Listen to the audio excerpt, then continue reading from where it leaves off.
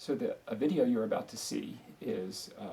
a seminar that was conducted at Christ Bible Seminary in July of 2019 on the Bible and archaeology. And the main goal of the video was actually to demonstrate that the Bible gives us a good sense of history, and that archaeology can come alongside and help corroborate that and give us a sense of culture as well. The Bible is fairly unique, and in fact Christianity is unique among world religions in that it's a historically based faith. So it actually shows God acting in history. And these events are recorded in the Old and the New Testament. A little over a third of each of the Testaments is historical in writing, the narrative of history. And following that narrative, you get a sense of God's work from creation through man's rebellion to God's grace that saves, redeeming acts, both in the Old Testament and New, with the exodus of God's people, the establishment of the Davidic monarchy and other kings, and then moving into the New Testament. Where we'll start with the video that's coming up is in the selection from the seminar that was on the Old Testament. And so at the beginning of that, I recounted a little bit of history, again, what I just mentioned about the Exodus and the monarchy, and we'll especially focus on the period around the time of the kings. And the other thing that you'll see at the beginning of the video is a map, and that map represents that Israel, though it's on the coast right next to the Mediterranean Sea, to the east of it really is the Arabian Desert. And so for people to travel from Assyria and Babylon to Egypt, they pretty much had to go through Israel, which is important for a lot of the history of the people of Israel, but it's also very helpful to us from an archaeological perspective, because in addition to doing archaeology in the land of Israel, we can also look to artifacts that have been found in Assyria and Babylon and Egypt that relate to the history of Israel. So with those prefatory words, I think we're ready to go straight into the seminar presentation. I hope you enjoy. Talking then about archaeology and Old Testament culture. それでは考古学と旧約聖書の文化についてちょっと話をしてみよう。 And here's the question I would ask is, how do you conceive of life in the time of Abraham? だからまず質問したいんですけど、アブラムが生きていた時代の生活というのはどう想像できますか？ Or life in the time of King David? それからダビデ王の時代の生活に関して。 With such simple things as what constitutes a house? What does a house look like? 例えば Sorry. How's my phone? I like special effects. This is the ocean. これは皆さんその当時の海の効果音となっている。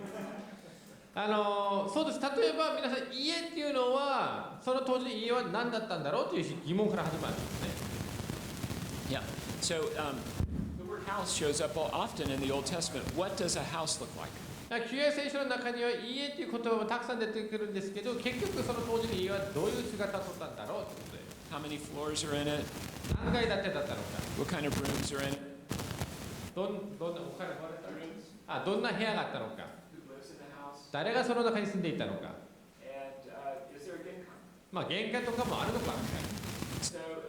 this is an Old Testament house. これが旧約の時代の家です。You can see that it is what we call a four-room house. Obviously, this is the part that's been excavated. Only a portion of it remains, but from the foundation of the house, we can see the design of the house. 明らかにこれは発掘されたものなので残っているところだけなんですけど、でもこの発掘されたものを見ていくとある程度この家の形が分かります。Now, it's a little bit hard to conceive of the house from that picture, so here is an artist's reconstruction of what an Old Testament house looked like. 絵からはちょっと分かりづらいので、ある方がこれをちょっと想像を加えて絵にしたものがこれなんです。You can see that normally it had two floors. このように皆さん2階建てだったんです。The bottom floor had what was called four rooms. 1階の方には4つの部屋があったわけで、There's actually different designs of how these four rooms are used. 実はその4つの部屋の使い方にもいろいろ違いがあったんですけど、But the same pattern is basically evident. でもパターンとしては結構よくあったことです。You have 3 long rooms in the front of the house, 家の前には3つの長い部屋があります。and then 1 horizontal room in the back of the house. その後はちょっと違う長い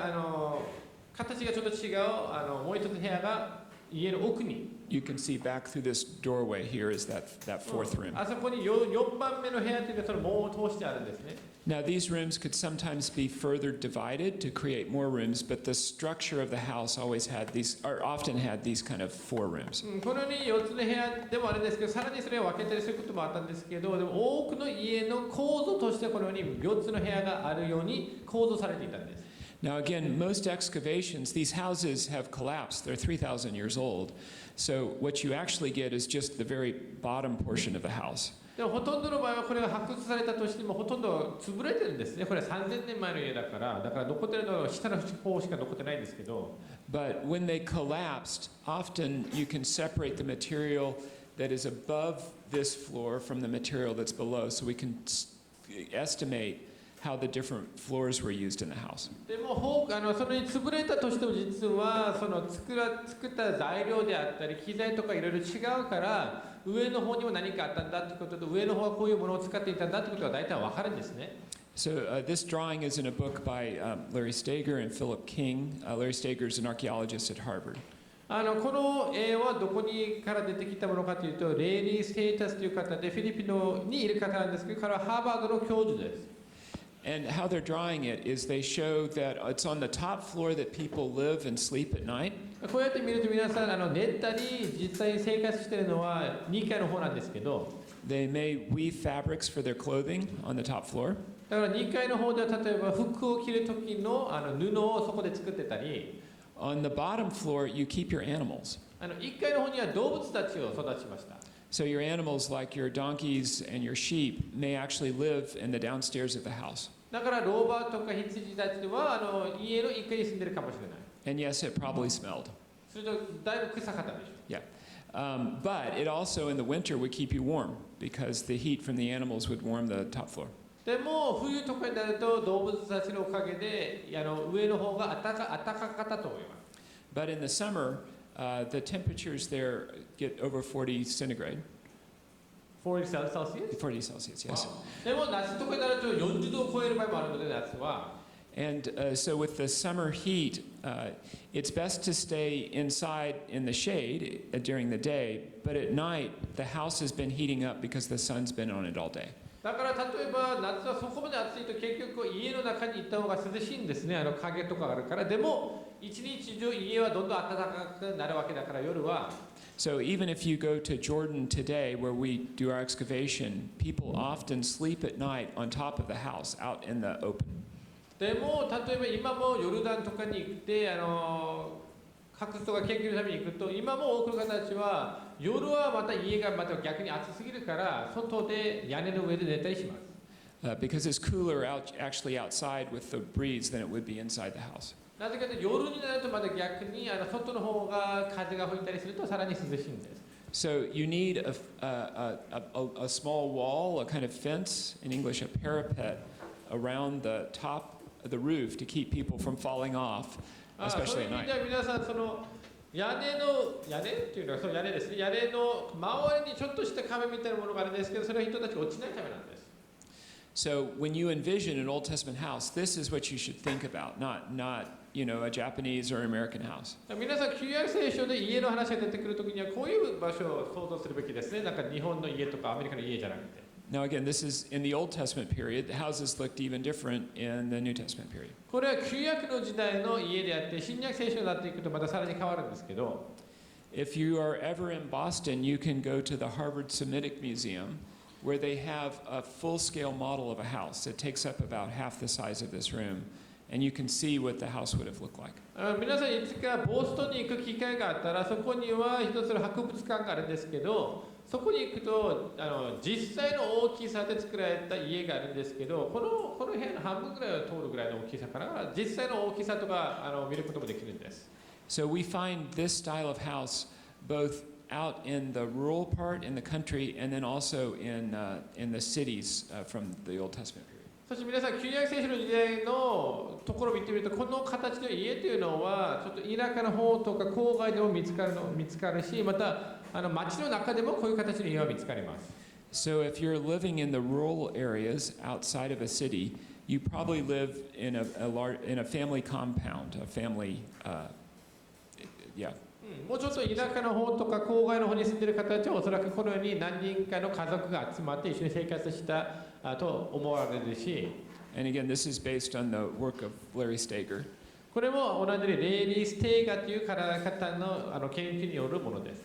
And here you see he represents two houses inside of a wall, and all of this would be part of one family. だからこの場合は皆さんここで描かれているのは外側の壁があって2つの家があるんですけれど、そのことが一つの、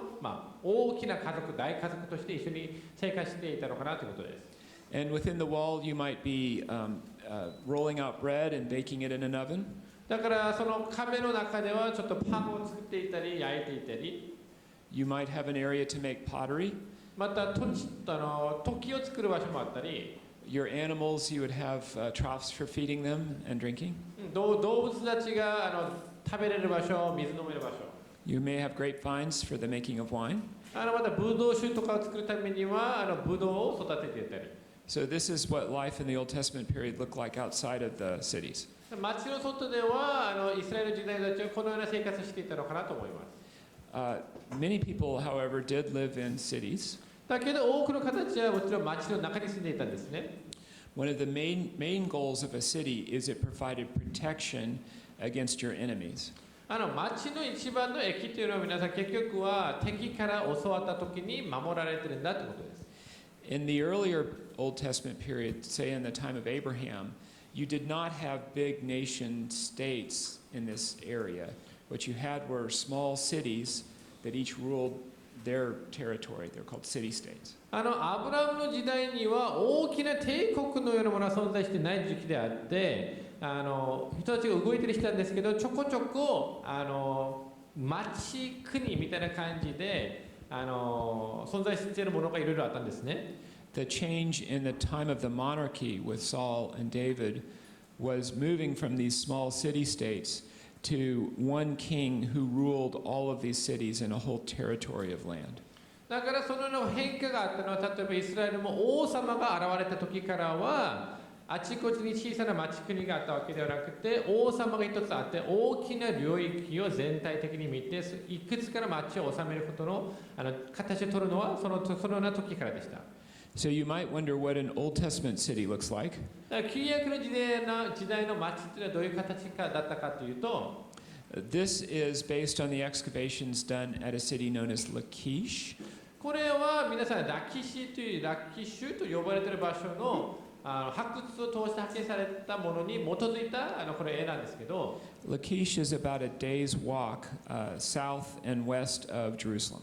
ラキシという場所は実はエルサレムから南西側の方に1日ぐらい歩いていくと見つかる場所です。 And from this, you can see that the city has a wall all the way around it for protection. これを見ると皆さん、町全体を守るための大きな壁があることと、 And especially important is the gate area, which is the hole in the wall that is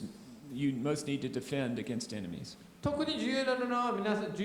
皆さん、この町に入るための正式な門は一つしかないんですね。そこが一番守るべきところです。 And you can see that the city also has a number of houses inside of it and some other features. まだ見てみると明らかに家もたくさんあるし、また他のものもちょっとあるんですけど、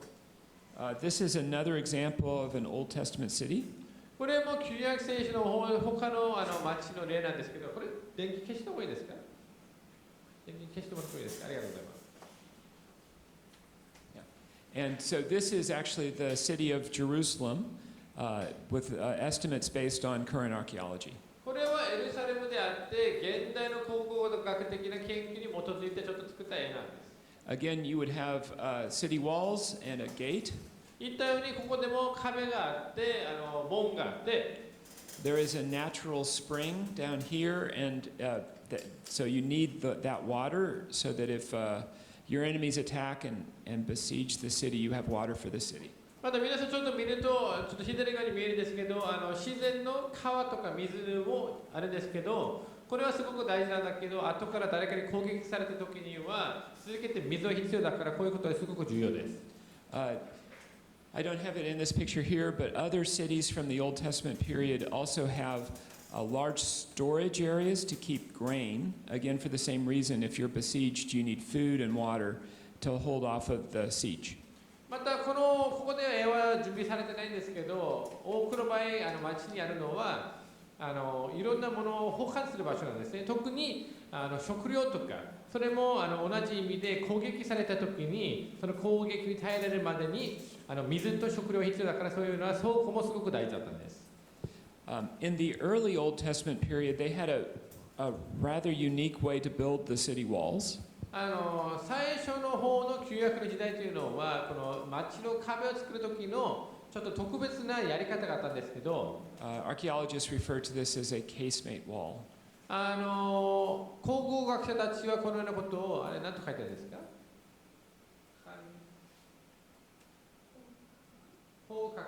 方角壁と呼んでるんですけど、The way it worked actually was the area inside a city was you needed to use as much of that area as you could for housing and for storage. どういう意味かというと、まずは町の中はできる限り幅広い場所欲しいんですね。なんか家だったりいろんなものを入れたいから。If you have a very wide city wall, say from here to that wall, it's going to take a lot of space that otherwise could be used for housing and such. でもすごくそれが幅が広い壁になってしまうと、結局人が住む場所であったりいろんな場所が空間的に狭くなってしまうんですね。So you actually make a smaller wall, say from this table to where I am right here, about that wide. だからまずはちょっと薄めの壁を作りたいんです。例えばこの机から先生がいる場所までの壁。And then you build rooms right against it, maybe rooms of storehouse or rooms of a house itself. その後その壁外の壁側に向けてそのまま部屋も作るんです。何か倉庫であったり、なんか保管する場所であったり。Now imagine that we know that the Egyptians are attacking and they're coming from this direction, and this is where they're trying to attack the wall. でも皆さん想像してみてください。エジプトの兵士たちが攻撃しに来て、こっちの左側の壁を攻撃しようとしてる。Then what we do is we fill this room with a bunch of rocks and dirt and rubble so that it becomes really part of the wall. It extends the wall more. そうなると何が可能かというと、このようにもともと倉庫であったり違うものを使っていた部屋の中にたくさんの石とか土とか物を入れておくと、それが分厚い壁に変わるんですね、そのまま。So suddenly in that area, the wall goes from here to here, to being from here to all the way back there. そうだから例えば最初はこの先生のところとこの机だけの厚さの壁だったものが、部屋を取り組んでそこにいろんなものを入れれば、例えばこの部屋全体の厚さの壁となり得るんです。But meanwhile, when the Egyptians are not attacking, you can use this as a room for a house or for storage. でもエジプト人が攻撃してない時にはまた空っぽにして部屋として使ったり倉庫として使ったり。This actually worked very well until about the middle of the Israelite monarchy, when the Assyrians became a serious threat. このようなやり方というのは結構うまく用いられたんですけど、でもイスラエルの歴史の中間ぐらいの時期になって王様たちが出てきて、またアシリアが大きな敵となった時にはもうあんまりこれが使えなくなりました。Because the Assyrians were much better at siege warfare, and they paid troops to be fighting all year round. なぜかというと、アシリア人っていうのはすごくその町を攻撃することによって優れていて、どういう形を取ったかというと、いろんな兵士たちや養子たちにお金を払って、もう一年中攻撃、Did you say all year round or all year round? そう、もう一年中攻撃している形であって、もうこれじゃ済まなくなりました。So then you need an even better defensive system, and you see that shift go on in the archaeology of that period of Israel. そうなるとこれよりさらに強い防御が必要なので、そのような時代にはやっぱり考古学的に研究してみると、やっぱり壁の形も変わりました。But this style of wall helps explain some of the things that we see in the Old Testament, such as this from the book of Joshua. でもこのような壁の研究を分かることによって実は聖書の説明ももうちょっと分かるんですね。ヨシュア記のところを見ると例えば The book of Joshua represents Rahab living in a house built into the city wall. 皆さんヨシュア記を見てみるとラハブが住んでいた場所は彼女の家は例えば城壁のに建て込まれていた部屋だったんだということが分かります。And now you can see what that means to have a house built right next to into the city wall. それと皆さん今はこの表現がもうちょっと分かりやすくなると思います。本当に町の壁の中にあった家なんです、部屋なんです。So that's just one of many aspects of Old Testament culture we could talk about, where they lived in terms of houses and cities. それは一つ旧約聖書に関していろいろ言えることで彼らがどこに住んでいたのか、どういう町に住んでいたのか。Let's talk for just a brief moment about religion in the time of the Old Testament. Yeah. 旧約の時代の宗教についてちょっとだけ話をしてみましょう。So the Old Testament represents the people of Israel often wanting to follow the gods of the surrounding nations. 皆さん旧約聖書を読んでみるとすぐ気づくのはイスラエルは何度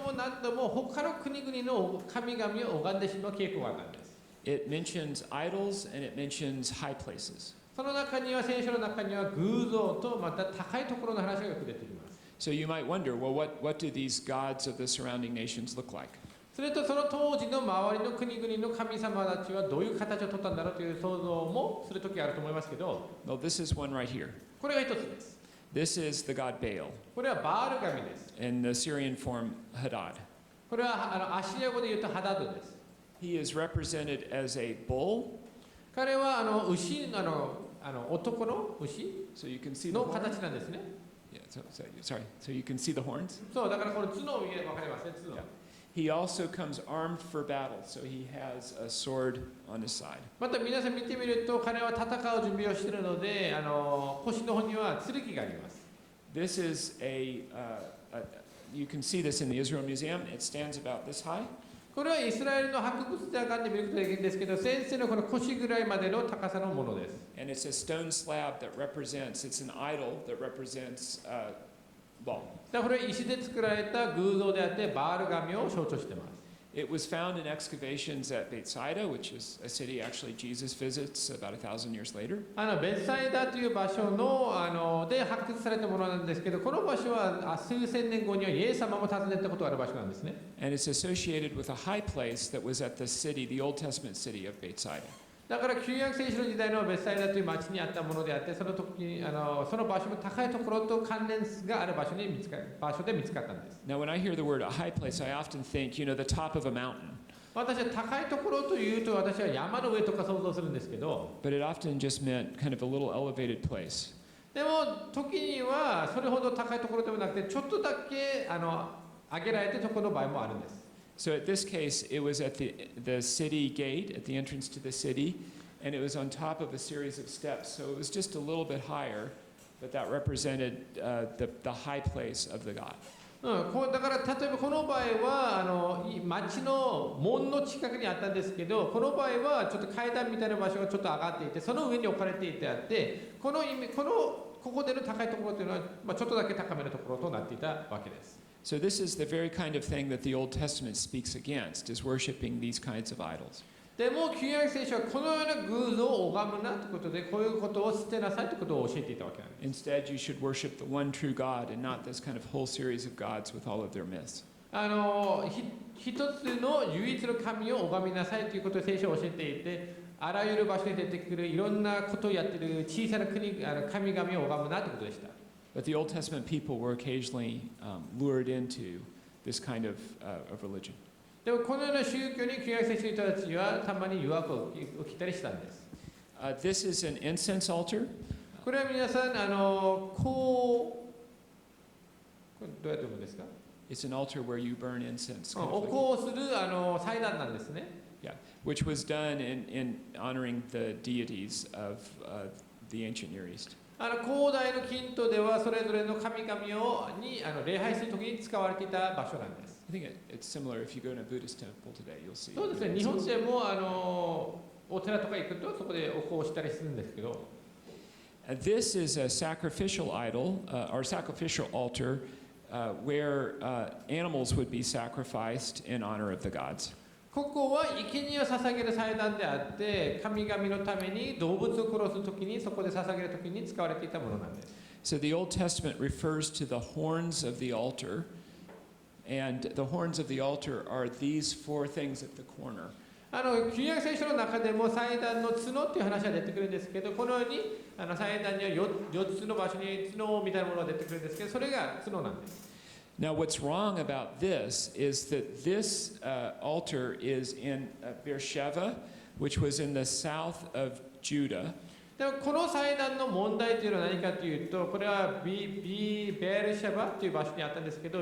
ユダの南の方にあったんですけど、And Judeans in the 8th century were supposed to go to Jerusalem to offer their sacrifices to the one true God Yahweh instead of having sacrifices in their cities. でも皆さん、ユダの8世紀頃にユダヤに住んでいる人たちは、生贄を捧げるのであればエルサレムにいて捧げるべきでした。自分たちの町で捧げることは聖書は禁じていたんです。So this altar was probably destroyed during the reforms of one of the kings like King Hezekiah. だからこういうものがあったとしたら、ヘゼキヤ王のようにその宗教の改心を求めていた人たちはこういうものは壊したはずです。So you can see that stones from this altar are missing because it was torn apart and then it was reused to build a wall in the city. だから実はこれみたいにちょっとあちこちに石がないんですけど、それはなぜかというと、こういうものはそのような改心があった時には壊してそれを町の壁に使われたりしたんです、その石を。So when the Old Testament refers to the kings starting reforms throughout their kingdom, this is evidence of what that looks like. だから旧約聖書の中でも王様たちが正しいことをやって宗教改革をしたり、そのような改心するときにはこういうものを壊したり違うもので使ったりしたってことがわかります。But in the Old Testament, they didn't just have altars that they shouldn't have. They also had small figurines, little mini idols that they might worship. でも旧約聖書の人たちが犯していた罪はこのような作ってはいけない祭壇を作っただけではなくて、その当時には小さな偶像とかミニ神々もいたんですね。So it's not unusual on an archaeological excavation in the northern kingdom of Israel and sometimes even the southern kingdom of Judah to find these little statues. だから実は考古学的な発掘をするときには北王国のイスラエルも南王国の北王国のイスラエルだけではなくて、時には南王国のユダでも見つかるんですけど、このような小さな偶像たちが出てくる場合があるんです。They stand about this tall, so they're not very こ tall. れぐらいの大きさでそんな大きくないですね。Yeah, and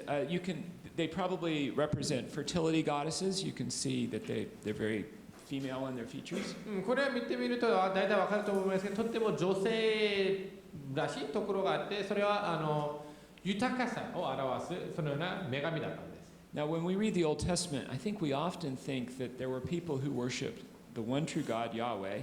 and then there were people who worshipped the other gods and did not worship Yahweh. 私たち旧約聖書を読むときにもしかしたら受け取る印象っていうのは、人々が半分に分かれたような感じだから、神様をちゃんと拝んでいた人たちと偶像を拝んでしまった人たちっていう分けてしまうんですけど、But a careful reading of the Old Testament shows that it's actually more complex than that. でも旧約聖書をちょっとしっかり読んでいくと、実はもうちょっと複雑であったってことが分かります。There was another option. You could worship Yahweh and the other gods. 例えばもう一つの選択が実はあるわけで、ヤーウェを拝みながらも他の神々を持ってしまうこともあり得ることでした。So we call this syncretism, where you bring the one true religion and you combine it with other religions. これは宗教の妥協とか混ぜてしまうということなんですけど、本当の神様への礼拝と異教徒の神々への礼拝を混ぜてしまうこと。And this is actually what we see very often in the archaeological field. That's why we find idols like this in the midst of territory where people we know are also worshiping Yahweh. It seems like they're combining things together. だから考古学の研究の中でそういうのが結構見られてしまうんですね。神様を拝んでいた時期の場所、拝んでいたはずの地域なのにそこを発掘していくといろんな偶像が出てきたりして。Another example, I think, of this is from the city of Arad, which is in the southern kingdom of Judah. もう一つの例というのはアラドという町があるんですけど、これも南王国のユダにあった町なんですけど、There's a fortress in Arad from the time of the 8th century 8世紀頃にその地域にあった要塞があったんですけど、that is supposed to protect the Judea from attacks from the south. 南側からユダヤを守るための要塞でした。And in that fortress, actually, there is a small temple. でもその要塞の中に見つかったのが小さな神殿が見つかったんです。The temple has an altar and a holy place and then a holy of holy place. その神殿の中、この要塞の中に神殿の中には聖城、地聖城もあったんです。And this is the holy of holy place that was found inside that temple. そう祭壇もあったわけで、これがその要塞の中に見つかった地聖城の場所です。It is now on display in the Israel Museum in Jerusalem. 今はエルサレムのエ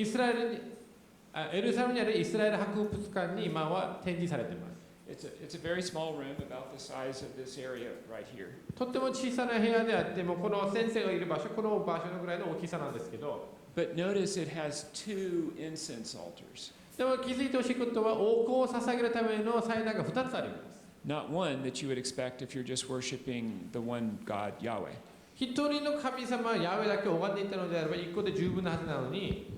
It also had two standing stones that represent deities. また神を象徴する2つの石もあったんですけど、その裏の方に When you see this, it's probably illustration of a god and a goddess who are supposed to be like married.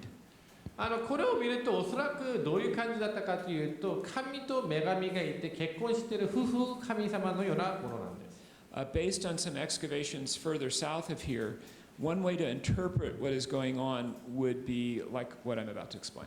だからもうさらに南の方の発掘とか考古学的な研究によって出てきた一つの可能性としては、So one of these standing stones probably represents Yahweh, the God of the Jewish people, the one true God. おそらく一つの石は一つの唯一の神ヤーウェイ、イスラエルの神を象徴していて、 The other standing stone probably represents Asherah, who is a goddess, who is a famous goddess in the ancient Near East, a goddess of fertility. もう一つのものはおそらくアシェラという女神であって、その当時のキントでは結構有名な方で、彼女はそのやっぱり豊かさ、収穫の女神だったんですね。So these people may be combining the worship of the one true God Yahweh with these other pagan idols in order to have this syncretistic religion. だから彼らはおそらくこのヤーウェイの礼拝とこの他の神々を拝んでしまっている宗教を混ぜてしまって、違う、そのような混じった宗教を作ってしまったのかなと思います。Now, I regularly take groups from our seminary to visit Israel, groups of students, and I like to go to Arad to show them this place. 私は多くの場合自分の進学生たちを連れてイスラエルに連れて行ったりするんですけど、すると私はこのアラドに彼らを連れて行くのが結構好きなんですけど、 Because I think it represents the most dangerous aspect of adapting our religions in the cultures around us. なぜかというと、これらのことを通して本当に今の私たちは本当に気をつけるべき、本当に危険な自分の本当の宗教と自分の文化とか自分の教えを混ぜてしまう危険性ということを話します。In the Old Testament, the real danger was not that the people of Israel would completely abandon the worship of Yahweh. だから旧約の時代も別に一番の恐れはみんなが神様の礼拝を捨てるんだということが一番の恐れではなくて、The real danger is that they would combine the worship of Yahweh with other worship around, with other pagan religions and other idols. もっとよくあった、もっと心配となったところは、神様への礼拝と自分たちの文化、違う礼拝や宗教を混ぜて、それらのことを自分が勝手にしたということが一番の誘惑とか難しさであったと思います。And I think this may be the greatest danger to Christians today as well. そしてこういうことは実は今のクリスチャンにおいても最も危険なことなんです。It's not that we will be inclined to leave the worship of Jesus. It's that we might bring alongside the worship of Jesus other things that we worship in our culture. 私たちがイエス様を捨ててしまうんだという可能性や危険さよりも、イエス様と共に何かのことを拝んでしまう、イエス様と共に何かのことを信じてしまうんだということが最も恐れるべきことです。This could be combining the worship of Jesus with the worship of other religions around us, such as Islam or Buddhism or Shinto. 例えばイエス様への礼拝と他の宗教を混じることもあり得るんですね。仏教であったり、神道であったり、イスラム教であったり。I think in the U.S. it's more subtle than that. It's often combining the worship of Jesus with the money and the material world that we worship so much through what we live our lives for. でもアメリカの方ではもちろんもうちょっと分かりづらい問題となっているのかなと思いますけど、だからイエス様への礼拝と例えば世界が教えている物質主義、お金であったり、その生き方を私たちが拝んでしまったり。So from that we can learn much about the Old Testament instruction to remain pure in our worship of the one true God. そのような理解があると、旧約聖書の時代に教えられていた神様だけを礼拝すること、拝むことが今の私たちにどう適用されるべきなのかということも考えることができると思います。So that gives us something of our sense of the Old Testament and the way that archaeology can help us inform about the culture of the Old Testament. それが旧約聖書と考古学的な研究であって、それらのことを通して私たちが旧約聖書のことをもうちょっと深く理解できるため助けとなるんだと思いますけど、Our next section will be to move into talking about the archaeology and Old Testament history. 次は考古学と旧約聖書の歴史の話なんですけど、But I think this might be a good place to stop and see if you have any questions or comments at this stage. でここで一回止めて皆さん質問とかコメントがあったら聞きたいんですけど。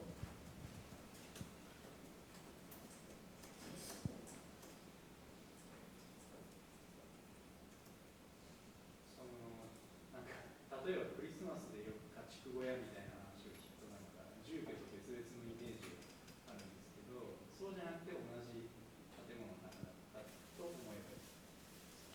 Yeah, when we think about the Christmas scene a lot, we have this idea of like the animals or the okay, I can't think of the English word right now. Where Jesus was born, that place kind of being separate from where other people lived. Is that how we should think about it still, or was it more like what we saw today? It's a great question, and actually I have a slide devoted to the place where Jesus was born, and we'll get to it in about 45 minutes. すごくいい質問です。実はイエス様が生まれた時代の状況であったり環境のスライドもあるので、あと45分ぐらい待てば出てきます。頑張ってください。I'm always glad for somebody to ask a question that we're going to get to later because it raises the interest. So thank you. いつも後から説明することを誰かが質問してくれるとすごく皆さん期待できるから私も嬉しいです。I will say the slides so far have focused on the Old Testament, so on the time period mostly about 1,000 years before the time of Jesus. So things will look a bit different when we get to the time of Jesus. でも今見せたのは旧約聖書の時代のものであって、イエス様の時代とは1000年ぐらい離れてるから多少いろんな違いが出てきます。Other questions or comments? 他に質問とかコメントありますか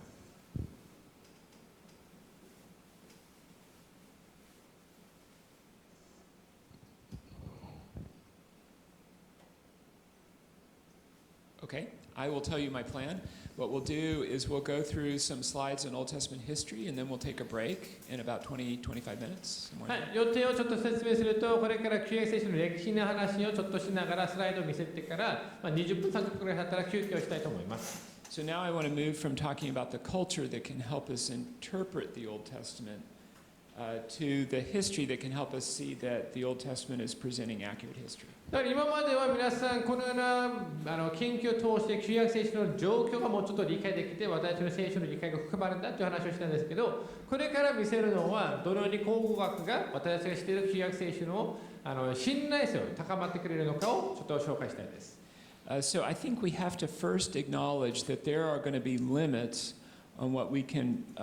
verify outside the Bible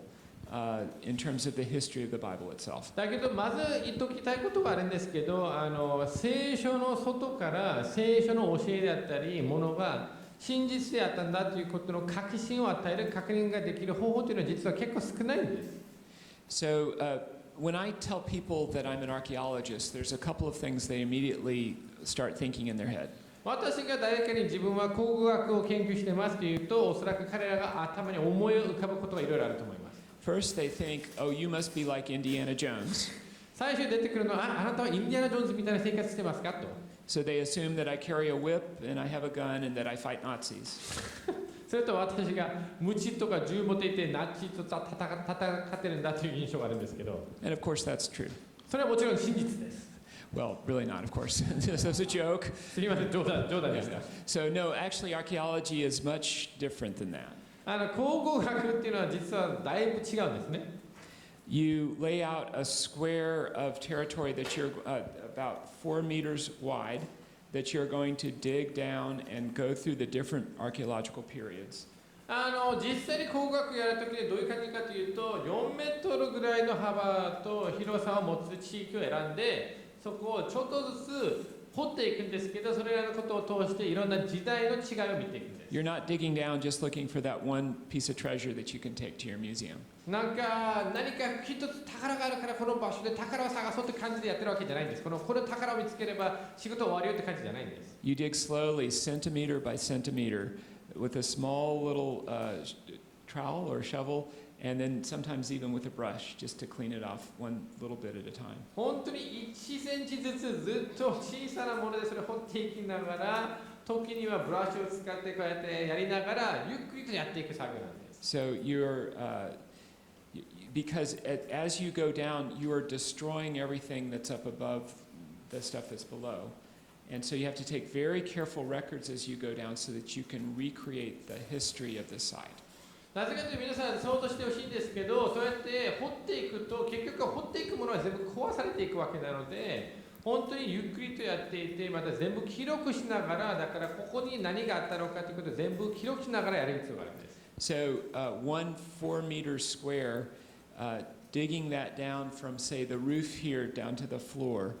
will take at least one summer, maybe 2 summers of excavation just to dig that 1 square. だから皆さん4メートルと4メートルぐらいの大きさの場所、例えばこの上の天井からこの下までやるのであれば、それだけで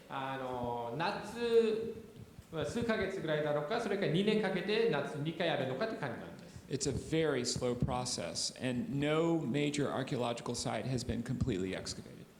本当にゆっくりとしたプロセスであって、どの場所も発掘が始まったとしても終わったと言える場所はないんです。So we could think of the New Testament city of Corinth, which has been under excavation for more than 100 years. だから例えば新約聖書の時代のコリントという町は今も発掘が続けてるんですけども、100年ぐらいの今作業です。And they've probably only excavated 20 to 30% of the site. そして今でもそれが100年したとしても 20% から 30% しか終わってないと言えるんです。So this gets to the second mistake. The first mistake is people think I'm Indiana Jones. 最初の誤解というのは私がインディアナ・ジョーンズみたいな生活してるんだということであって、The second mistake is they think that we can excavate very quickly and discover all things within just a year or two. まだ2回目の誤解というのはすぐにでもできることであって、何か見つかったら全て分かるようになるでしょという勘違いなんですね。In fact, archaeology is a much slower process, and so we only know a small percentage of an ancient culture from the archaeology. 実は考古学的な研究はすごくゆっくりとしたものであって、古代の文化や町に関する理解は本当にちょっとしかまだ得てないんです。Therefore, there's a lot we cannot say, probably more that we cannot say than what we can say about an ancient culture. だから今の時点ではおそらく古代の文化に関しては分からない、言えないことの方が言えることよりも多いと思います。When it gets to talking about the historicity of the Old Testament, there are further limitations on us. でもさらに旧約聖書の時代の歴史性に関して話をするときにはさらに限界があるんですけど、I already mentioned that in ancient Israel, outside of the writing of the Old Testament itself, there are very few other writings that are done in Hebrew from the Israelites. So that's what this first point says. 一体に上の方は何を言ってるかというと、一体に聖書以外のものからはイスラエル人の人たちがイスラエルについて残してくれた記録というのは非常に少ないんです。So we're going to have to connect the Old Testament history with the history of neighboring countries like Egypt and Assyria. だからイスラエルの歴史を確認するためには、周りの国、存在していた国々と合わせながら情報を見る必要があるんです。But the Assyrians aren't interested in just writing a history of Israel. They only care about Israel when they are attacking Israel, when they're engaging in military combat. でもアッシリアは別にイスラエルの歴史なんか興味ないわけなんですね。だからアッシリアを通してイスラエルについて学べるのは、例えばイスラエルと戦っていた時に戦争していた時のことなんです。So, for example, the Assyrians are only going to write the name of an Israelite king if they spent time attacking that king. だから例えばアッシリアがイスラエルの王様の名前を出すのであれば、それはおそらく攻撃していったからであって、戦争の時だったのであればそれは書くでしょう。 And the same is true of the Egyptians. エジプト人も同じことは言えるんです。Yeah. In fact, it's actually even more complicated than that. でも実はさらに複雑です。Because the Egyptians rarely recorded the name of the foreign rulers. They didn't want to even give them that dignity. エジプト人の方たちはさらに外国の王様たちの名前さえ出さないように頑張ったんです。なぜかというと、それをしてしまうと彼らへの尊敬を表しているわけだから。でもそれほどの価値がないと思っていたので。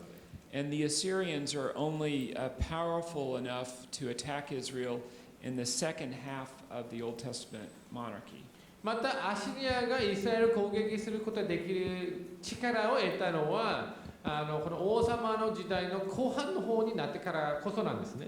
That's why I make this second point here that the degree of interest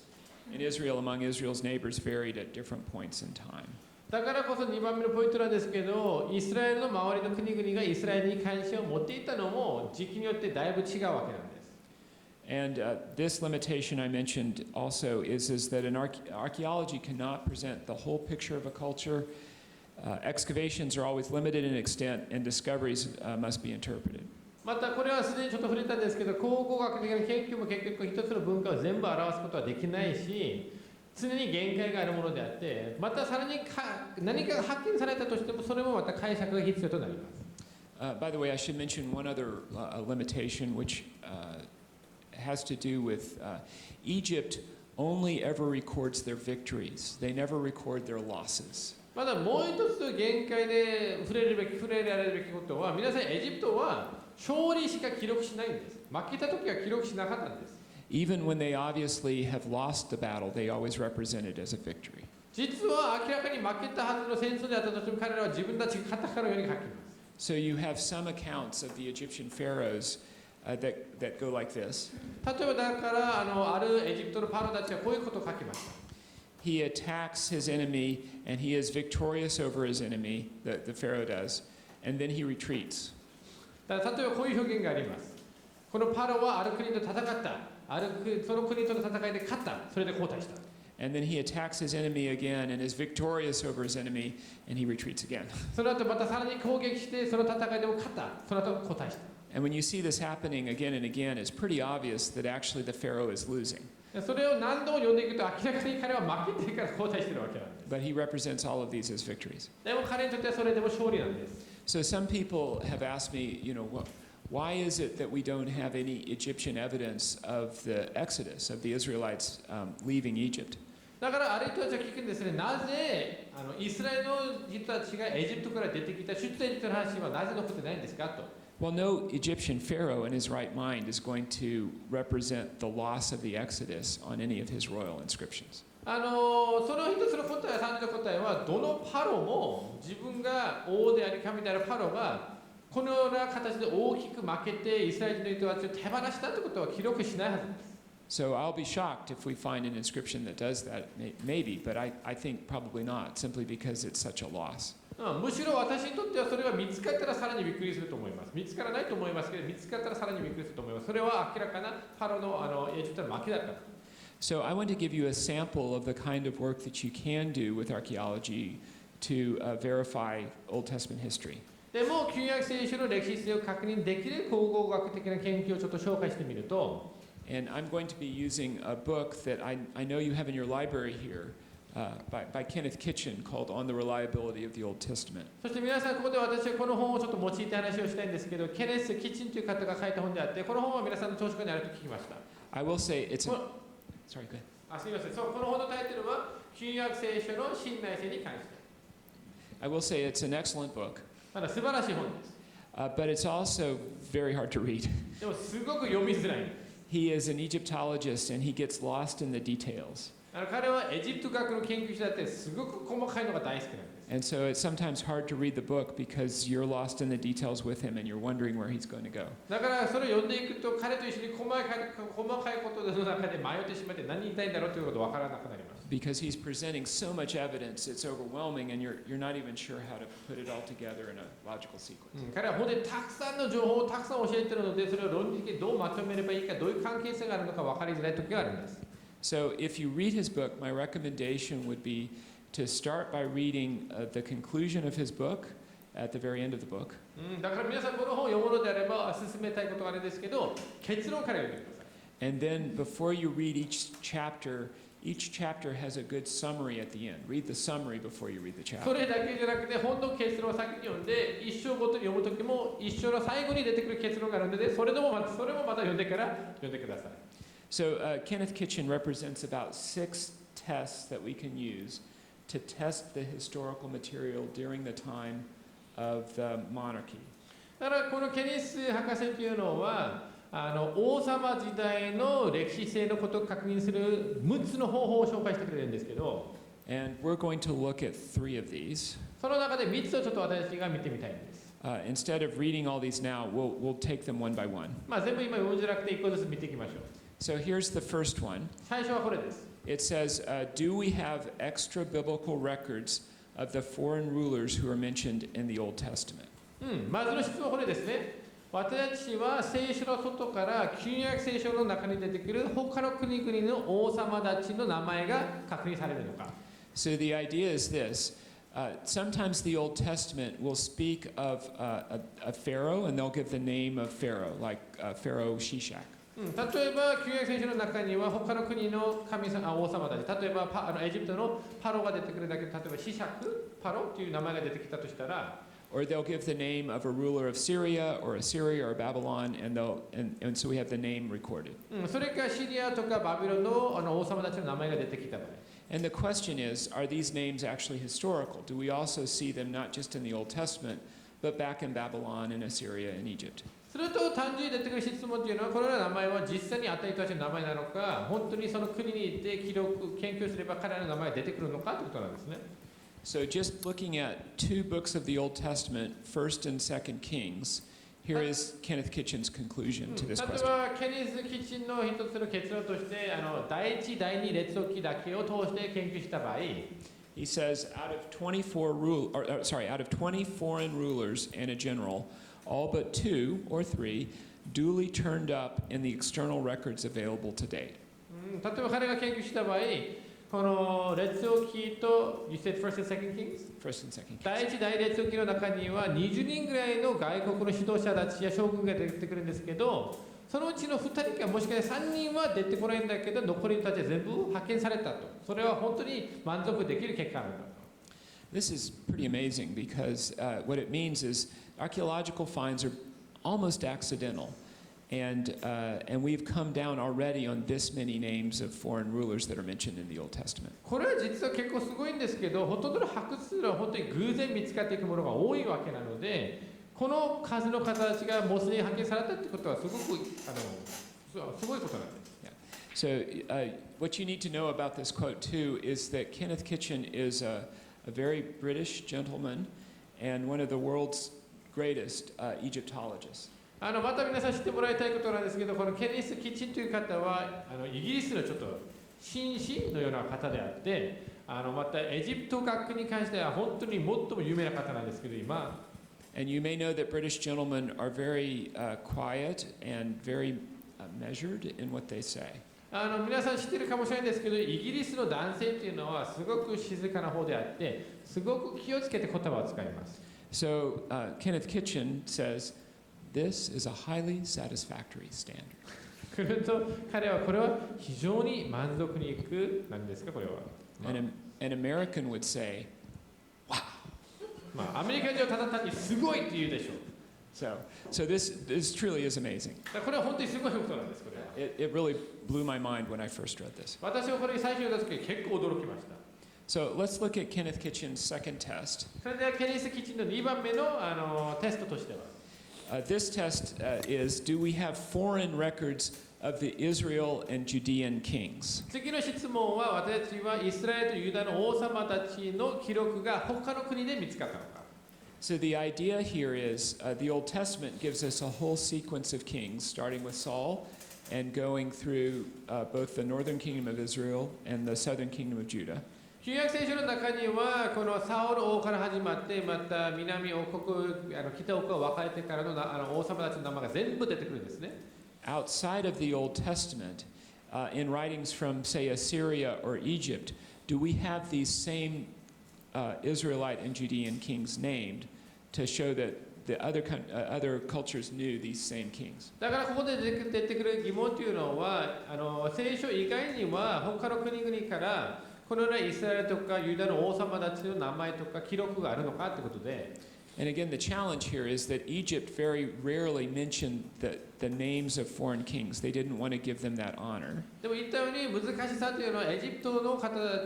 国の人たちは他の国々の指導者たちの名前をあまり出さないようにしました。And the Assyrians are only going to mention kings if they attack them, and they don't start attacking the kings of Israel until the middle of the 9th century, around 850. そしてアッシリアは攻撃してないのであれば話をしないわけであって、でもアッシリアがイスラエルを攻撃し始めたのは9世紀の後半からなんですね。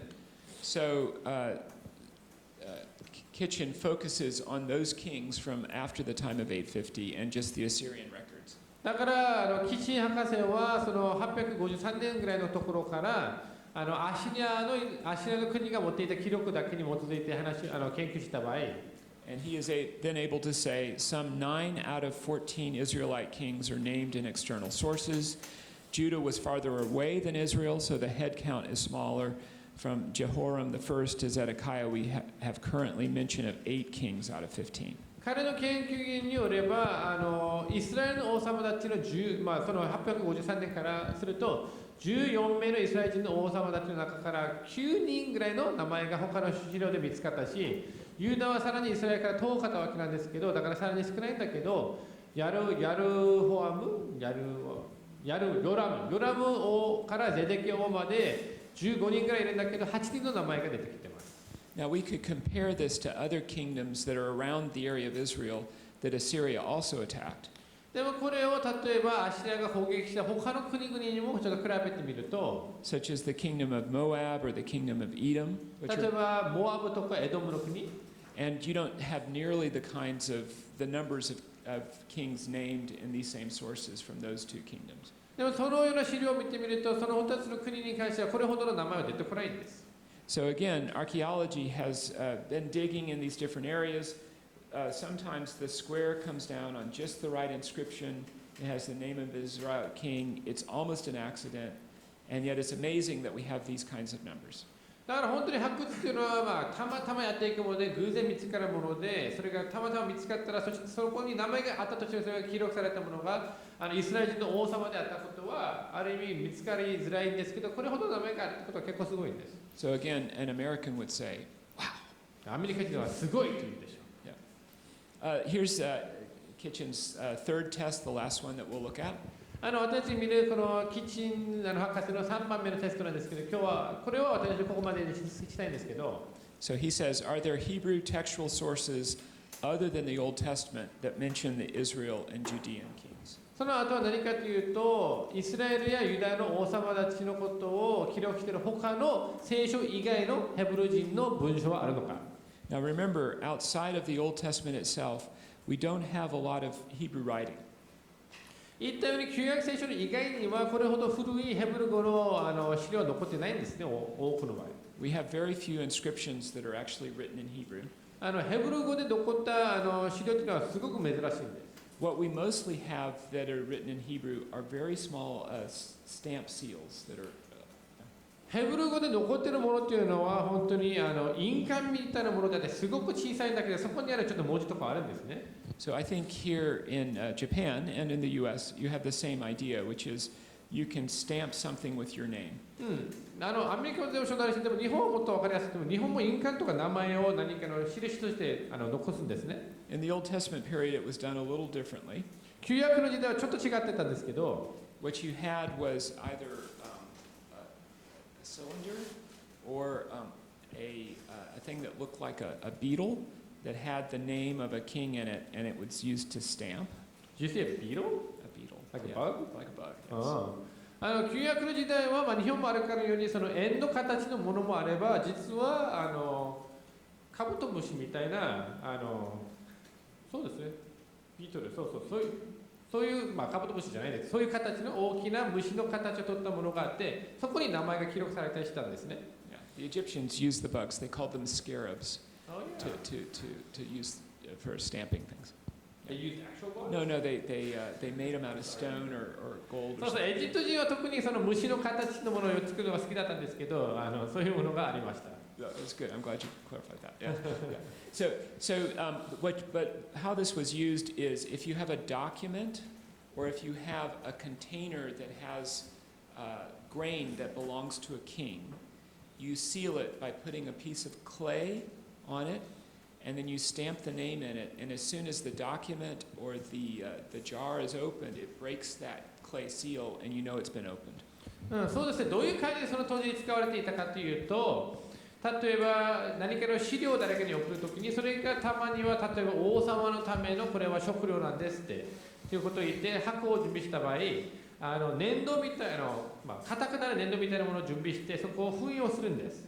すると手紙を開けたり、その食料を箱を開けたりすると壊れるわけであって、すると誰がこれ開けてしまったんだということがすぐ分かるような形なんです。So we usually don't find the actual sealing device itself, the cylinder or the beetle. What we find is the piece of clay. There are going to be many more of these because you stamp a whole bunch of things. ほとんどの場合は実際のその印鑑みたいなものは見つからないんですね。それ1個しかないので。でも多くまで出てくるのは壊れていない封印そのものが硬くなって、それは残っている場合が多いんです。それはたくさん作ってるわけだから。But these are very hard to find because what you're looking for is basically a piece of clay that looks like a little piece of mud, and you're digging through meters and meters of soil that all look like mud,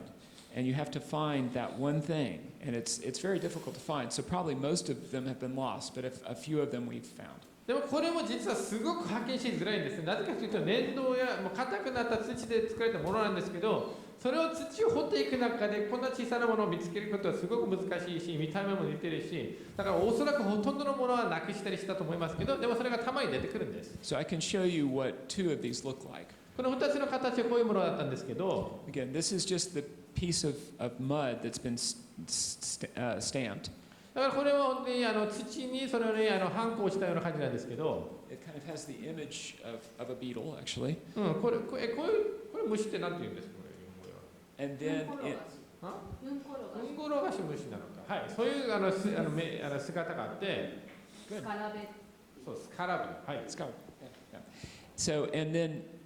in that, in a very old Hebrew script, is the writing of the man's name who owns this document or this jar. そしてその後皆さんが記録されている文字というのはすごく古い形のヘブル語なんですけど、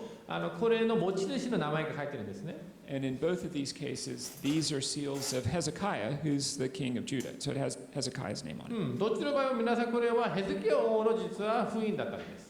Now, you can imagine how hard these are to find in an archaeology context. それ皆さんこれ想像できると思いますけど、考古学的な研究の中でこれを見つけるのってすごく難しい。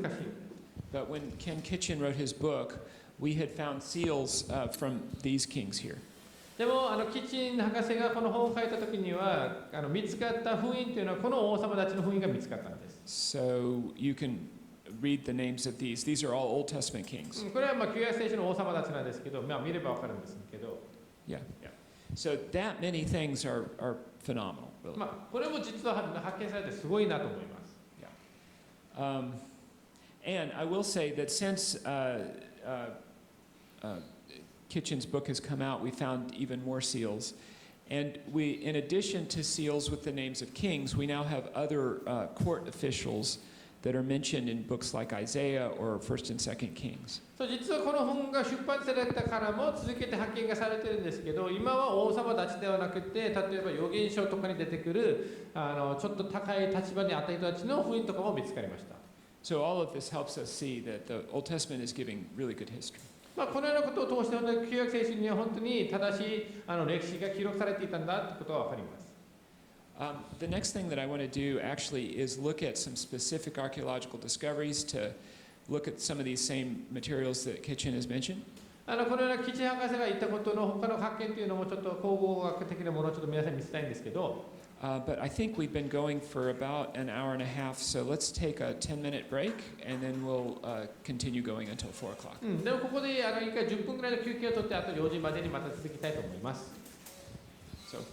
good. Be back in 10 minutes. はい、10分の休憩を取ってください。Oh, I will say when we come back too, I'll be glad to take questions that you want to address with the group. また皆さん戻ってきたらその時また質問を受ける時間をしたいと思います。The next thing that I want to do is to look at some actually very famous archaeological discoveries that connect with this question of the history of the Old Testament. それではこの旧約の歴史性とつながるちょっと考古学的な発見をちょっと紹介していきたいんですけど、これから紹介するのは割と有名なことなんです。Now, most of the time so far we've spent just looking at the time of 1st and 2nd Kings, those books. 今まで見たのは大体第1と第2列王記の時代のことなんですけど、 And by now you should be able to kind of guess why, given the limitations we have as archaeologists. まあ一つの理由は紹介したように限界があるわけだから、その時期がある意味分かりやすい時代ではある。If you're actually trying to verify the existence of a person, then you need that person's name on some piece of writing. 例えば誰かの人物が実際存在したんだということを確認するためには、その人の名前がどこかに記録されてるはずがある、記録される必要があるんだけど、 The number of Hebrew writings outside of the Old Testament is small. でも旧約聖書以外のヘブル語の記録は少ないし、 And Assyria and Babylon and Egypt are really only interested in Israel when they're doing war with it. そしてエジプトもアシリアもバビロンも結局イスラエルと戦っている時だけが興味があるわけで、 So there's really just a few limited periods of time when we're going to get those kind of inscriptions. それとそのような記録が残っている可能性がある時代という時代と時期というのはすごく限られてきます。 So I'm going to expand on that slightly, but after that, the next thing that you do is you can compare and see that yes, this city actually existed in the time of Abraham or the time of David. その後はもうちょっと幅広く見ていくんですけど、何が確認できるかというと、例えば実際の町とかが存在していたのかということで、例えばアブラムの時代の町であったり、ダビデの時代の町であったり、 Or you can see that the book accurately describes the culture of just that period of time. それかこのある旧約聖書の特定の本が本当に書かれたと言われているその時代の文化や文脈をちゃんと表しているのか。 So I'll give you just a couple of examples. ちょっとした例を挙げると、 The book of Genesis represents the time of Abraham as not a time of big kingdoms, but of these little city-state type kingdoms. 言ったように聖書の中に出てくるアブラムの時代というのは大きな帝国がたくさん存在するという時代よりは小さな国家というのがいろいろ存在していたんだということなんですね。 So you may remember that there's a time when Lot and others are captured by 5 kings, and those are city kings. They're not kings of big empires. 例えば一回はアブラムのいとこのロットが捕まったという話があるんですけど、5つの5人の王様たちに捕まったという話があるんだけど、その5人の王様たちというのは大きな帝国の王様たちじゃないんですね。 Some more skeptical scholars want to represent the book of Genesis as being written hundreds of years later, towards the end of the Judean monarchy. でもある批評的な学者たちは、いや創世記も結局はすごく遅い年代に書かれたんだということで、例えばユダヤの王様たちの終わり頃に書かれた本なんだということも言おうとしてるんですけど、 But in that time, they would have had hundreds of years of these big empires, including the whole empire of Judea and Israel. その時期になってくると、もうすでに何百年も続くこのような大きな国であったり、イスラエルもユダヤも大きな国として存在していたし。 So if they were going to make up something about the early history of Abraham, they wouldn't have described it in the way that the culture in the way that Genesis describes it. だからその当時に作られた話であれば、おそらく創世記の今の記録した形での話にはならなかったと思います。Another example is that Kenneth Kitchen has done an extensive study of the price of slaves for about 2,000 years before the time of Abraham until the time of the end of the monarchy. 実はまだもう一つの研究をケネス・キチンは何をしたかというと、2000年ほどの時期を渡って奴隷がいくらで売られていたのかということも研究したわけで、アブラムの時代の前からまた王様たちの話が終わるまでに。And you can see that the literature of the Old Testament in each period represents the price of slaves correct for that period of time. And he can corroborate that with other sources from other cultures that surround Israel in the time period. そして実はそのような研究をまた旧約聖書に照らしてやってみると、その当時の文化やその当時の他の国で見つかった資料とかに比べながらやっていくと、奴隷が売られた値段というのが旧約聖書が結構ちゃんとそれを正しく表しています。Yeah. And I have a friend named John Currid, who is an Old Testament scholar who wrote a book called Ancient Egypt and the Old Testament. そして私の友達の中でジョン・クリという方がいるんですけど、彼は広大のエジプトと旧約聖書という本を書いたんですけど、So John's the Old Testament editor on the ESV Archaeology Bible,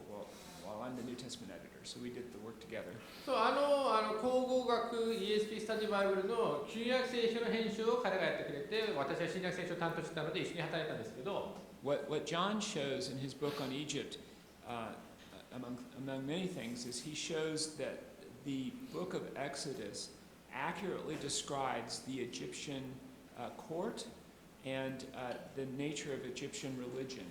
And the person who wrote the book of Exodus must have lived in Egypt in order to understand that level of detail. 彼が一つそこでコメントしているのは、例えば出エジプト記の本を読んでみると、そこで描かれているエジプトの生活であったり、宮殿のものであったり、宗教であったり、その感覚っていうのは本当にその当時のことをよく表していて、出エジプトを書いた人はエジプトに住んでいなかったのであれば書けなかったという話をします。So again, the skeptical scholars that would have Exodus and Genesis written hundreds of years later during the end of the monarchy have a very hard time accounting for why those books correctly understand the culture of the earlier period in Egypt. だから批評的学者たちは漱石も出エジプト記も何百年後に書かれた書物なんだということを言おうとしてるんだけど、そうなるとなぜその本がその当時の文化や状況を上手に表していたのかということは答えづらくなります。So those are the kinds of things that help us understand the historicity of the earlier period of Israel's history, even when we don't have inscriptions. だからこそそういうことがあるので、イスラエルの早い年代の話というのは他の場所から残った記録とかはなかったとしても、そこに聖書の中に書かれたものが実際に文化や研究の中で発見されていく中で、ある程度それがマッチするんだということが分かるんです。But let's return to some of the inscriptions and specific evidence that we have. でもちょっと細かい証拠をちょっと見せていくと、記録とか。So the first mention that we have of Israel outside of the Old Testament in an archaeological context comes from a large stele, which is a block of stone, black stone, that stands about this high. イスラエルに関して他の国が記録している一番古い年代のものは紀元前200年ほどのものなんですけど、これは石で作られたものなんですけど、今先生見せるこれぐらいの大きさであるんですけど、So this was written during the time of the Pharaoh here, who is Merneptah, and we know the dates of his life. この石板というのはメルネプタとパロという時代に作られたものなんですけど、彼がいつ治めていたのは時期は分かってるんですね。And he mentions the many people that he conquered. そしてこの石板には彼が戦って勝った多くの国の名前が出てくるんですけど、And usually he mentions the cities that he conquered. そしてほとんどの場合は王様というよりは征服した勝った町の名前が出てくるんですけど、But in the case of the inscription here, he mentions the people of Israel, not the city of Israel. So he conquered the people of Israel. でここで出てくる表現というのはイスラエルという町ではなくてイスラエルの民に勝ったと書いてあります。Now, if you look at the dates, this would be within 200 years of the Exodus. これを実況を見てみると皆さん出エジプト記の時代のと200年ぐらい離れている時代なんですけど、And so it shows the existence of the people of Israel long before we have any actual inscriptions from Israel herself. だからこれはイスラエルもまた私たちはイスラエルから出てきた記録もないんですけど、イスラエルという民が存在していたということはこのような早い年代から確認できるんです。So let's now move on to the time of the earliest kings. And here we're thinking of the kings of David and Solomon. それでは初期の方の王様たちの時なんですね。ダビデ王とかソロモン王の時代。So just before I did doctoral studies in the mid-1990s, there were some archaeologists who claimed that there was no archaeological evidence for David, therefore David probably never existed. 実は私が博士号の研究したのは1990年代なんですけど、ちょうどその前の時期までには多くの方たちはダビデ王に関しての証拠や記録は何も残ってないから、おそらくこれは作られた人でしたということを言ったんですけど、You see this kind of thought, it's called minimalism. You see this kind of thought in some places in the US and in Europe and even in one university in Israel. このような考え方というのはアメリカとかヨーロッパとか、また実はイスラエルの一つの大学でもこのような考え方を持ってるんですけど、And the argument is basically that archaeology gives us the best evidence of history. And so if we don't have archaeology, then we really can't claim that what other documents say are true or false. 彼らが持っている考え方というのは何かというと、考古学的研究が最も確かなものであって、考古学的に証拠がなければそれは存在したと言いづらいと彼らは言うんですね。And they apply this theory to the Bible then, that the Bible can only be true if archaeology shows where archaeology shows it. だから彼らはそのような考え方をそのまま聖書に適用して、だから聖書で真実と言えれる場所は考古学的に証明できた場所しかないんだということを言うんですけど、Now, I think this is a very wrong way to think about things. これは私はその考え方としてすごく間違っていると思います。Because I've already said that there's such extreme limitations in archaeology that if you say archaeology has to be present in order to give history, you're going to have much less history that you can speak about. なぜかというと、もうすでに紹介したように考古学の研究や発掘として見られる歴史というのはすごく限られているから、その考え方に本当に基づいて言いたいのであれば、歴史のほとんどが何も言えないと思います。So this would destroy many of our history books, not just about the Bible, but about Roman history and ancient Near Eastern history. We would be severely limited if we say that you have to have archaeology in order to have history. このような考え方に基づいて本当に厳しくそれを実行したいのであれば、例えば聖書だけの問題じゃなくて、私たちに持っているいろんな歴史の理解というのは崩れていくわけであって、ローマの歴史だったりいろんなものが考古学的な証拠が足りなければ認められませんと言ったら、たくさんのことは言えなくなりました。言えなくなります。But in any case, there were people in the 1990s who were arguing, we don't have any archaeology for David, so therefore King David did not exist. まあでもとにかく90年代にはダビデ王に関しての何の記録が残ってないから、ダビデ王はおそらく存在しなかったんですって言われたんですけど、The funny thing about that was just 2 or 3 years after they published it, we find the first mention of David in the archaeological record. でもちょっと面白いのは、そのような発言を誰かが出版してから 2,3 年後に初めてダビデの名前が発見されました。So it was on this inscription that comes from a city in the north of Israel called Dan. これはイスラエルの北側の方にあるダンという町で見つかったものなんですけど、And it doesn't just refer to David, it refers to the Beit David, which is in Hebrew, the house of David. そしてここにはダビデの名前が出てきただけではなくて、ベイト・ダビデと出てきているわけで、それはどういう意味かというと、ダビデの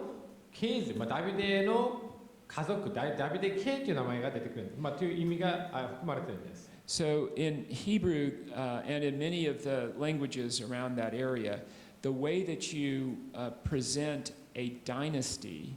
is you refer to the first person who started the dynasty, and then the rest of the dynasty is the house of that person.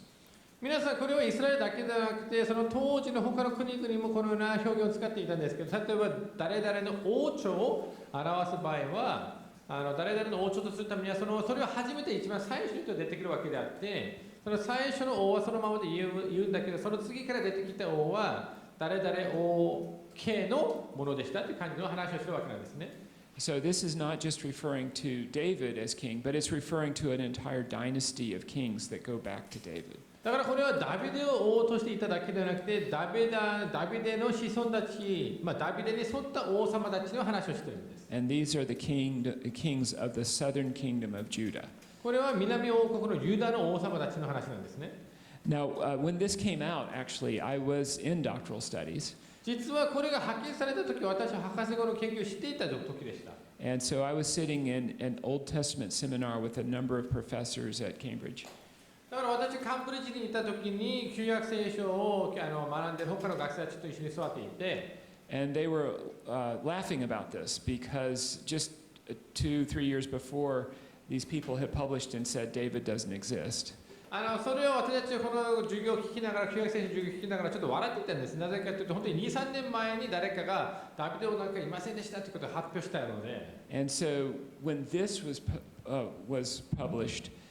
they had to come up with a response so that they weren't ashamed in public for a theory that was now proven wrong. だから彼らもこれが発表された時にはまたこれに対して彼らの王ともする必要があったんですね。なぜか、彼らが最近言ったばかりのことでちょっと彼らはもう自分の立場を守る必要があって。So they claim that this actually doesn't say House of David, Beit David, but it refers to an otherwise unknown god from the area whose name is Dode, and it's the Beit Dode, the House of Dode, the Temple of Dode. だから彼らが言ったのは、いやいやこれはダビデと出てきたわけじゃなくて、その地域にあった知らない神の名前であって、ベイトドードだったんだということを彼らは言いました。And what made these Cambridge professors laugh is these people who had published that David doesn't exist were now asserting a very improbable theory just so that they didn't have to say, no, I'm sorry, we got it wrong. その時だから私もちょっと笑っていたのは、何かというと彼らは自分たちが間違ったということを言いたくなかったので、謝ることはせず、すごくさらにありえないことを彼らは主張し始めたんです。Now, I'll give you a couple more examples. In the last 20 years, more and more little pieces are coming out showing that there was, in fact, a kingdom of Israel and Judah during the time of King David and Solomon. でもそれからだいぶまた研究が進んでいて、実はダビデが生きていた時代にやっぱりエルサレムの方には王国があったんだということがどんどんちょっとずついろんなものがちょっとずつ出てきてるんですけど、So there is current excavation going on in Jerusalem.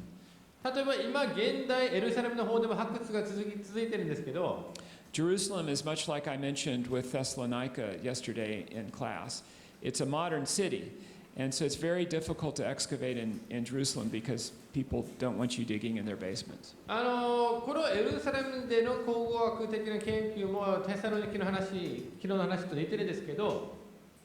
昔の町の上に現代の町が建ってるわけだから、人々は自分の地下の場所を掘ったりするのは好きじゃないから、そこでの研究はすごく難しいんです。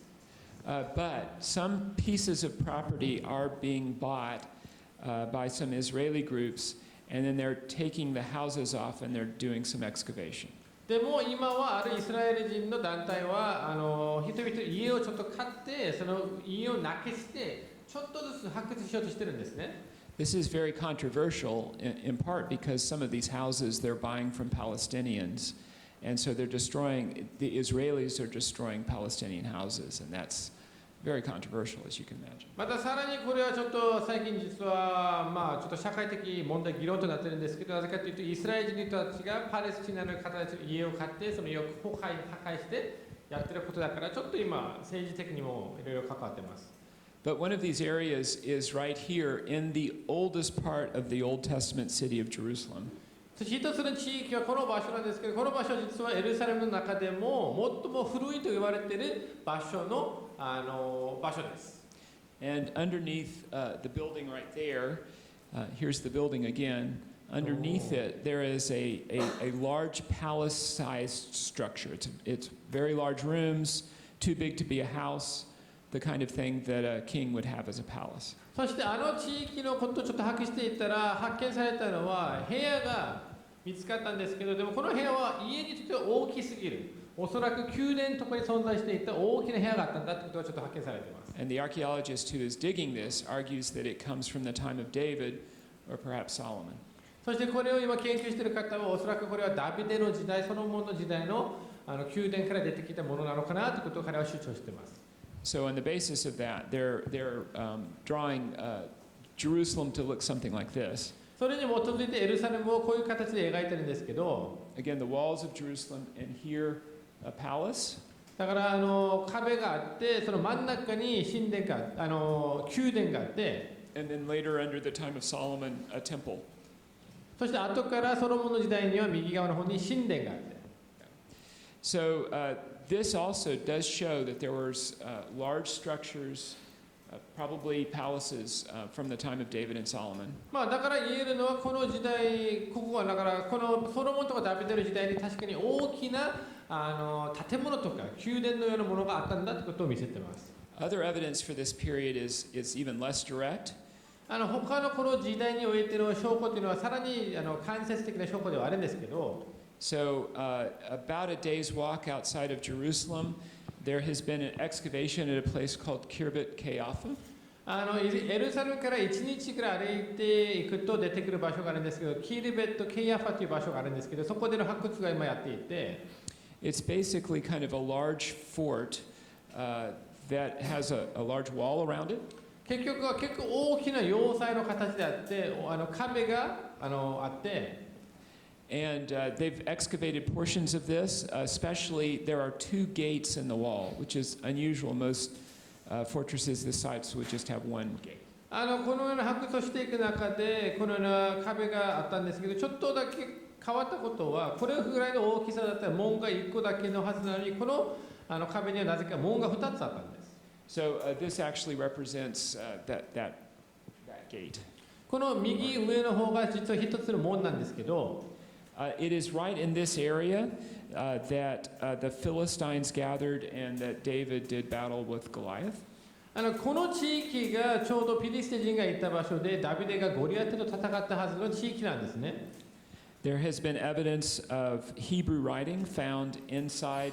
this fortress, so it seems to have been an Israelite fortress. この要塞の中にはヘブル語の文章もちょっと見つかったんですね。だからイスラエル人がイスラエル人が建てた要塞なのかなということで、The pottery is coming up.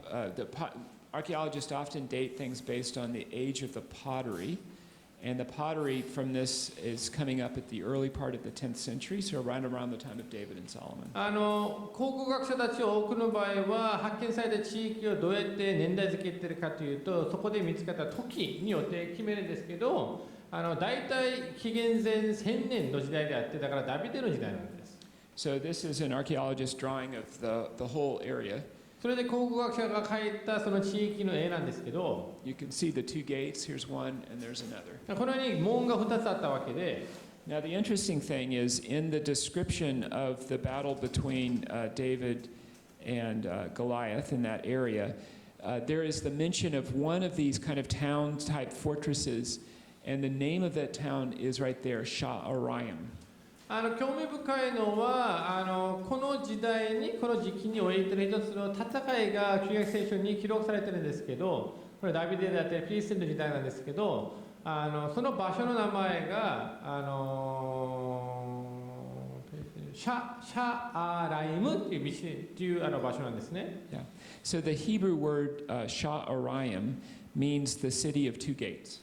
皆さん、シャアライアムというヘブル語の意味は実は門が2つの町って意味なんです。And so that would seem to be what the archaeologists have just found. And again, it's from the right time period to illustrate this aspect of culture. だからその当時の時代にもあった覇権であるからこそ、もしかしたらそれとつながっているものなのかなということは言える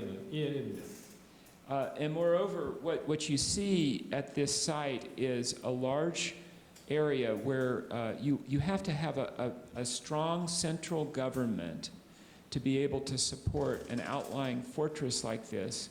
that lines up against the fortresses where your enemies are, namely the Philistines. また同時にこのような状況は何を見せているかというと、このような場所にこのような要塞が存在するためには、それをさらに大きく管理しているもっと大きな国があるということで、そういう意味でピリシテ人からその大きな国を守るために建てられていた一つの町だったんだということもちょっと言えるんです。Similar to that, there's at another location called Kirbet Sumeli. It's at the top there. ちょっと上でちょっと字が見えてないかもしれないですけど、もう一つ今ある研究の場所というのはキルベット・スメイリという場所があるんですけど、they found kind of large store areas, and the jars have stamp seals, like we talked about before. And these date to the time of the 10th century, so around the time of David and Solomon. そこにはいろんな店がまた見つかっていて、その中に見つかった突起があって、その中を見てみたらまたその封印のようなものが見つかったんですけど、それも10世紀の頃、紀元で10世紀の頃のものであって、それはダビデの時代なんですね。So again, this testifies to a large central government that would have these outlying storage areas for the sake of the troops and the administrators that come from the central government. これも皆さん大きく一つの政府や国が大きなものが存在していたんだということをまた表しているんですけど、ここにはちょっと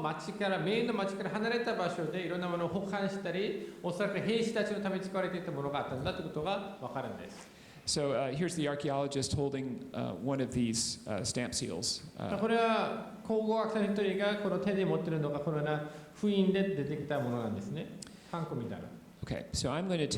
watching my time, and I'm going to take 5 minutes to rush through several slides here and just say about one sentence on each of them. ちょっと時間のこともあるので、これからちょっと短く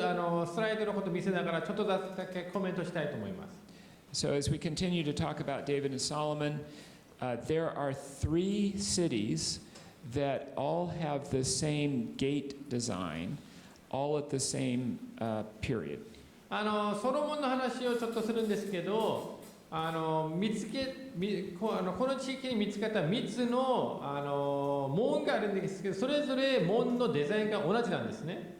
It's a very specific and unusual gate design. 門のデザインとしてはちょっと特別で変わってるんですけど、The name of the 3 cities are Megiddo, Katzor, and Gezer. その3つの町の名前はメギドとハッソルとゲゼルなんですけど、And it is mentioned in 1 Kings that Solomon reconstructed the cities of Katzor, Megiddo, and Gezer. So, and these gates seem to come from that time period. そして皆さん、聖書の中に実際にある記録としては、ソロモンがこのハッソル、メギド、ゲゼルの町を再建築したと書かれてるんですね。だからそれはその当時のことなんです。So if we return to the time of the kings of 1st and 2nd Kings, だから王様、第一と第二列王記の王様たちの時代の話をすると、remember I mentioned that there was the northern kingdom of Israel and the southern kingdom of Judah. 言ったように北のイスラエルと南のユダがあると言ったんですけど、 Just after the time of Solomon. ソロモンの時代の後なんですね。Rehoboam ruled in the south here in Judah. レオボアムがユダの方で南側で治めていたんです。Jeroboam led 10 of the 12 tribes of Israel in rebellion against Solomon's son Rehoboam. ヤロボアムはイスラエルの12部族の中での10部族を連れて行ってソロモンの息子のルハボアムに対抗したんです。The book of Kings indicates that Jeroboam was concerned that the Israelites would go down to Jerusalem to worship because that's where the temple was. 列王記を読んでみると、イスラエルの王のヤロボアムが心配したのは、イスラエル人の人たちがユダの方のエルサレムで礼拝するのが怖かったんですね。それが心配だったんですね。So he built a temple at Bethel and another one up north, towards the very top there, at a place called Dan. We've mentioned Dan. だから彼はそのような礼拝を防ぐためにベテルという町に一つの神殿を建てて、もう一つ上の方なんですけど、ちょっとずれてるんですけど、上の方にダンという場所、それは今日の話もあったんですけど、ダンという町にも一つの神殿を建てました。And I'm just realizing that my picture of Dan has disappeared. There is actually, I have a picture on a different slideshow that shows this. They've actually excavated the temple at Dan that was built during the time of Jeroboam. そしてすみません、なぜかこのスライドではダンの写真があったはずなんですけど、それなくなったんですけど、今、ダンの地域に実際の発掘がされていて、そこで神殿があったのを確認しています。After that period, during the time of Rehoboam, actually it's during the period, the book of 1 Kings mentions that Pharaoh Shishak attacked Rehoboam in the south in Judah. またこのレハブアムの王の時代にはエジプトのシシャク王がパロが攻撃したという話があるんですけど、And this doorway, which is also called a portal, has a large inscription to the right of it, and it shows Pharaoh Shishak. It mentions all the places that he conquered, and it includes that he attacked many of the cities in Judah in the south. 皆さんこの門みたいなものがあるんですけど、この隣に絵が描かれていて、このシシャクパロについて書かれてるんですけど、また文字としてはいろんな町を攻撃したと書いてるんですけど、その中にはユダのいろんな町も書いてるんです。I'll give you 3 more examples, and then we'll stop and move to the New Testament. あと3つぐらい例を挙げて、新約聖書に移っていきたいと思います。This is an example of another large block of stone, also black, about this high, that was from the kingdom of Moab, which is east of the kingdom of Israel. これはイスラエル王国の東側にあったモアブという国で見つかったものなんですけど、今先生見せたようにこれくらいの高さの石で作られた石板であって、黒色であって、It honors King Mesha of Moab, who is mentioned in the Bible. その中にはモアブの王メシャのことをお祝いしてるんですけど、And it mentions the house of Omri. そしてこれは聖書の中にも出てくる王なんですけど、この石板の中にはオムリ朝、オムリ家の名前が出てきます。Omri was a king in the northern kingdom of Israel in the Bible who started his own dynasty, and thus house of Omri. オムリという名前は実は北イスラエルの王であって、彼も自分の王朝を建てたんですね。だからそのオムリ家が出てくるんです。If you go to the British Museum today, you can see this obelisk from Shalmaneser, who's an Assyrian king. 今イギリスの博物館に行くとこのものを見ることができるんですけど、これはシャールマネセル3世に関連しているものであって、彼はアシリアの王だったんですけど、And this blows up that part of that register, that part of the picture there. 真ん中の上側の方は右側の絵をもうちょっと大きくしただけであるんです。This is a drawing so you can see more clearly. その下の方は上の方もちょっと分かりやすく描いたものなんです。And this represents King Jehu paying tribute to the Assyrian king. So, yeah. そしてあそこに真ん中にひざまずいているのは実は F 王であって、この F 王はアシリアの王に捧げ物をしているんです。And to give you one last example, this is a writing from Assyria. It is a prism, which is a 6-sided block that stands about this high that has Assyrian writing all over it.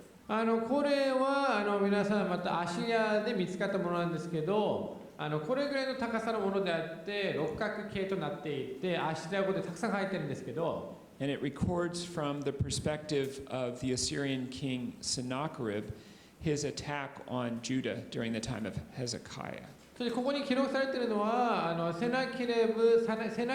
王様の視点からヘゼキヤ王を攻撃した時の話が書かれています。So I have more slides. We could look at more of these examples, but I think I've probably given enough to give you an illustration that the Old Testament history can be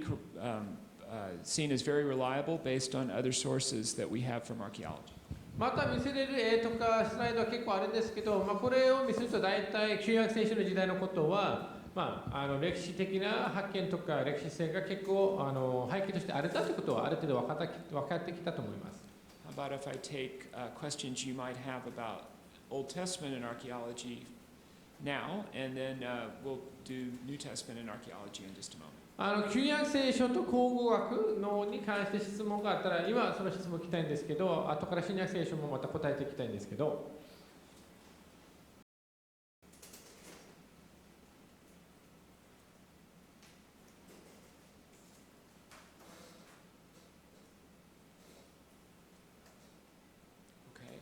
はい。Fine. One thing to do is I will leave more time for questions at the end. So if you think of something, feel free to write it down or make a mental note. 終わってからでもちょっと質問を受ける時間を持つので、ぜひ皆さん質問とか出てきたらそれを書いとくか頭にちょっと覚えておいてください。So we'll now turn to the New Testament. それでは新約聖書に移っていきたいと思います。The New Testament is, again, about 1,000 years after much of the Old Testament. 新約聖書は旧約聖書のとこからすると1000年ぐらい後のことなんですけど、And by this time, things have changed a lot in terms of the situation in and around Israel. この時代になっていくとイスラエルの周りの状況というのはだいぶ変わってきたし、No longer do the Assyrians and Babylonians matter.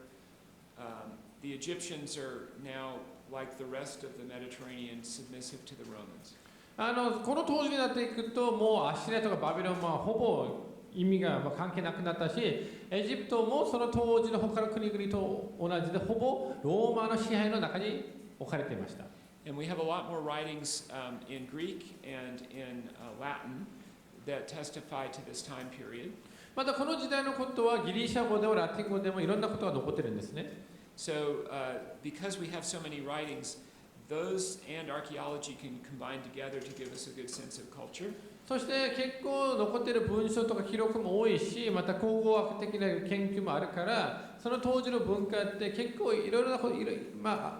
言えるんですけど。And they can also help us see that the New Testament is providing good history as well. またそれを見てみても、新約聖書の中にも歴史的な記録というのは結構信頼できるんだということが分かります。So, like with the Old Testament, the beginning of the New Testament is principally historical writings. 旧約聖書と同じように新約聖書の始まりもほとんどは歴史書から始まるんですけど、So, as you know, the four Gospels give us the history of the life of Jesus. 知ってると思いますけど、4つの福音書はイエス様の人生をまずは教えていて、They go from his birth to his death and resurrection. イエス様の誕生から死から復活まで。And then after that, there's the book of Acts, which records the expanding church just after Jesus' death and resurrection. その後は使徒の働きがあって、それはイエス様の死と復活の後でどんどん教会が広がっていくのを記録しています。I'll just mention a few quick things about the book of Acts, but we're going to mostly focus on the Gospels. ちょっと人の働きに関してはちょっとだけ触れたいんですけど、今はだいぶの時間は福音書にちょっと強調したい、福音書を強調したいんですけど。So my colleague who wrote this section on the book of Acts in the Archaeology Study Bible notes this about the number of cities that are mentioned in the book of Acts and the archaeology of those. これのことは実は私の同僚がこの聖書を書いた時に準備してくれた文書なんですけど、彼は人の働きに出てくるいろんな町とその地域に関してのコメントをしてるんですけど。So he says basically this: the geography of Acts encompasses 58 important cities in the eastern Mediterranean region of the Roman Empire. Most of these cities are important archaeological sites today, and many are listed among UNESCO's World Heritage Sites. そうですね、これに書かれています。人の働きに出てくる地理はローマ帝国の東方中海地方にある58もの重要な都市を含んでいます。それらの都市はほとんど今日重要な広大遺跡で多くのユネスコの世界遺産に指定されています。So those of you who were with me in the class on Thessalonians will recognize this map. この地図はテサロニケの授業でも見せた地図なんですけど、And the various cities that Paul travels to and others in the book of Acts, again, those are those 58 cities, and we have good archaeological evidence for these cities. またこの中にだから58個の町ぐらいが出てくるんですけど、その中にたくさんのもの、パウロが実際いたんですけど、このような町に関しては今でもたくさんの記録や、今も実際残っているものがたくさんあるんです。Often the archaeology has been under work for many, many years, decades. このような考古学的な研究というのはもう何十年も続いてるんですけど、For instance, teams from Austria have been excavating at Ephesus for more than 100 years. 例えばオーストリアからのある人たちはエペソでの発掘というのはもう100年くらい前やっています。And one of the prominent features there is this theater. This theater is mentioned in the book of Acts. It's where the mob came together and began to cry out, "Great is Artemis of the Ephesians." この劇場というのは結構重要視されている場所なんですけど、この場所は使徒の働きも出てきて、そこではアルテミス神は素晴らしいということをなんか人たちが叫んでいたり、ちょっと大騒ぎになった場所なんですね。Similarly, Corinth has been under excavation for more than 100 years. コリントも100年ぐらいの今発掘が続いているんですけど、And this is a drawing that comes from the writings of the archaeologists on Corinth. このコリントの研究している形の話に基づいて描いたこれは絵なんですけど、And it shows some of the features that are represented in the archaeology of the center of the city of Corinth. コリントの町の中心にあるそのような考古学的な発見から作られたものなんですけど、In Corinth, for example, there is an inscription that mentions a man by the name of Erastus, who is the city treasurer. またコリントではエラストゥスというその町の会計をやっていた人の名前が記録されているんですけど、And that probably is the same person who is mentioned in Romans chapter 16 as being a person who was in the church. この方はおそらくローマの16章に出てくる教会の方であると思われています。And then in our church, our class on Thessalonians, we've already mentioned the term polytarch, which at one point people thought did not exist, and now we have many inscriptions about polytarchs, as is described in the book of Acts. またテサロニケの授業でもちょっと話をしたんですけど、一時期はこのポリタクっていう名前、町の役人っていうその役職は実は存在しなかったんだということでルーカが作られたんだという話をしたんですけど、それからはたくさんのまた発見があって、ポリタクっていう役職が実際にテサロニケの地域にあったんだということが分かりました。So I think I showed you this picture in class yesterday, この絵は皆さん授業でも見たと思いますけど、 which shows an inscription that mentions the word polytarch, just like the book of Acts records. この石の中には使徒の働きに出てきるその同じ名前としてポリタクという役職が出てきます。But what I want to really focus on for the rest of our time together is the Gospels and the life of Jesus. 残っている時間には福音書とイエス様の人生にちょっと焦点を与えたいんですけど、 And the first thing I want to note is that the Gospels clearly want to present not just the theology of Jesus, but actually the history of Jesus' life and his death and resurrection. まず言いたいことは、皆さん福音書を読んでみると、イエス様の教えとか神学だけではなくて、実際のイエス様の生きた人生も私たちに教えようと与えようとしています。We get a good example of this in the opening words of the Gospel of Luke. これらのことはルカの福音書の一番最初によく見ることができるんですけど、So if we could read these opening words. これ誰か日本語で読んでもらってもいいですか？はい、お願いします。はい。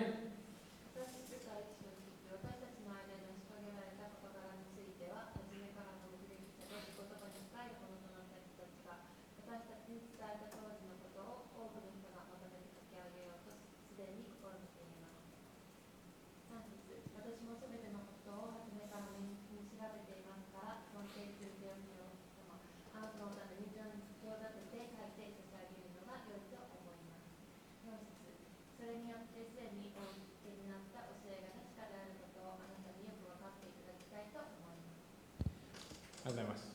Thank you. Yes. So what you can see here is Luke is using every kind of major word to indicate that he is going to write very good history. だから皆さんこの紹介文でわかるんですけど、ルーカはいろんな表現を通して私は本当にいい記録を残そうと、いい歴史を見せようとするんだってことがわかるんですね。There have been academics books written on comparing these 4 verses with other ancient historians and showing that Luke is picking up the terms that ancient historians use to show that they're writing good history.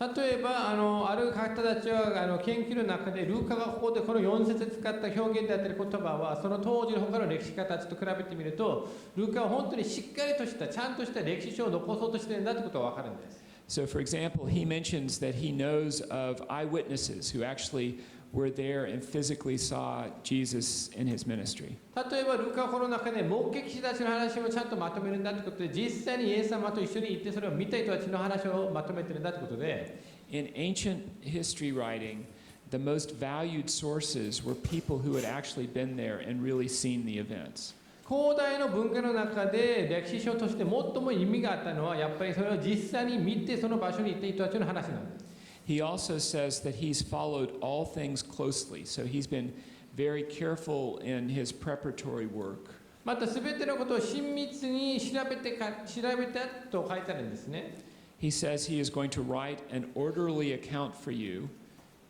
また順序を立てて書いてるんだということで And that phrase, orderly account, is the kind of words that historians use to say that they're going to do very careful work to write an account that's put in just the right order and shape. 順序を立ててという言葉も他の歴史書にも出てきた言葉なんですけど歴史的なその当時の書物それは言い換えると本当に気をつけてちゃんとまとめてまた順番も気にして書くんだということなんです。And his goal is that his readers may have certainty concerning the things that have been taught. そしてその目的はそれらによってすでに受け取った教えが確かなことであることをこれを福音書を読む人たちが分かっていってもらいたいんです。So I think from these few verses we can see that again the gospel writers of the New Testament are wanting to write really good history. 皆さんこのような言葉を通して福音書の著者たちは本当に正しい良い歴史も表そうとしているんだということが分かります。Let's start with a moment with Jesus' early life and ministry. イエス様の初期の人生と働きの時期に関して。So Jesus was born in Bethlehem. イエス様はベツレヘムで生まれました。And now we get to come back to your question finally about Jesus' birthplace. それでやっとユリアさんが質問したこのことに戻るんですけど、イエス様の誕生の場所を話し。Our best testimony to where Jesus was born has to do with a very early church that was built over the place that Jesus was thought to have been born. イエス様の生まれた場所に関しての話で最も私が今持っている情報としてあるのはイエス様が生まれたと言われている場所に今教会が建てられているんですけど It's sometimes hard to be exact about the precise locations from the time of Jesus, but some of these early churches help us. イエス様の時代のことに関しては細かく具体的にどこなのかということが分かりづらい時もあるんですけどでもこのような古い教会ではちょっとしたヒントがあると思います。So what happened is around the beginning of the 4th century AD, 起きたことはだから紀元後4世紀頃の時から when the church became officially recognized during the time of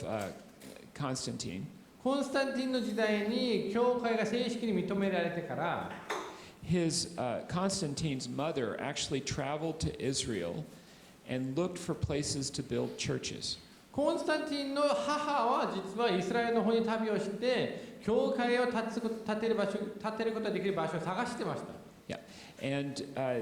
And she built churches where the Christians who lived there remembered the places that major events in the life of Jesus had happened. そして彼女がどういう場所に教会を建てかというとそこにいた時にクリスチャンたちが覚えていたイエス様とつながる何かの出来事であったり場所そういう場所を探してそこに教会を建てようとしました。So this is 2 or 3 centuries after the time of Jesus, but the tradition of those goes back very early. だから皆さんイエス様が生きていてから、200、300年後の話ではあるんですけどそれの教会の伝統っていうのは2、300年よりも古いわけなんですね。And this church was built by Constantine's mother to commemorate the place where Jesus was born. だからこの教会はコンスタンティンの母によって作られたものなんですけど、イエス様が生まれた場所を覚えるために建てられた教会なんです。What I find interesting about it is that it is built actually over a cave. 興味深いのは、この教会は実は洞窟の上に作られているんですね。And we have second century writings from the church that indicate that Jesus was born in a cave. また2世紀の他の人たちの記録の中には、イエス様は実は洞窟の中で生まれたんだという話があるんです。Now the Gospels say that there was no room in the inn for Jesus' mother to give birth, so she had to go out to where the animals were. 福音書の中には、イエス様、マリアとヨセフは泊まる場所がその宿にはなくて、動物がいる場所で子供を産む必要があったんだと書かれているんですけど、Now, in Europe and in the United States, we don't keep animals in our house. We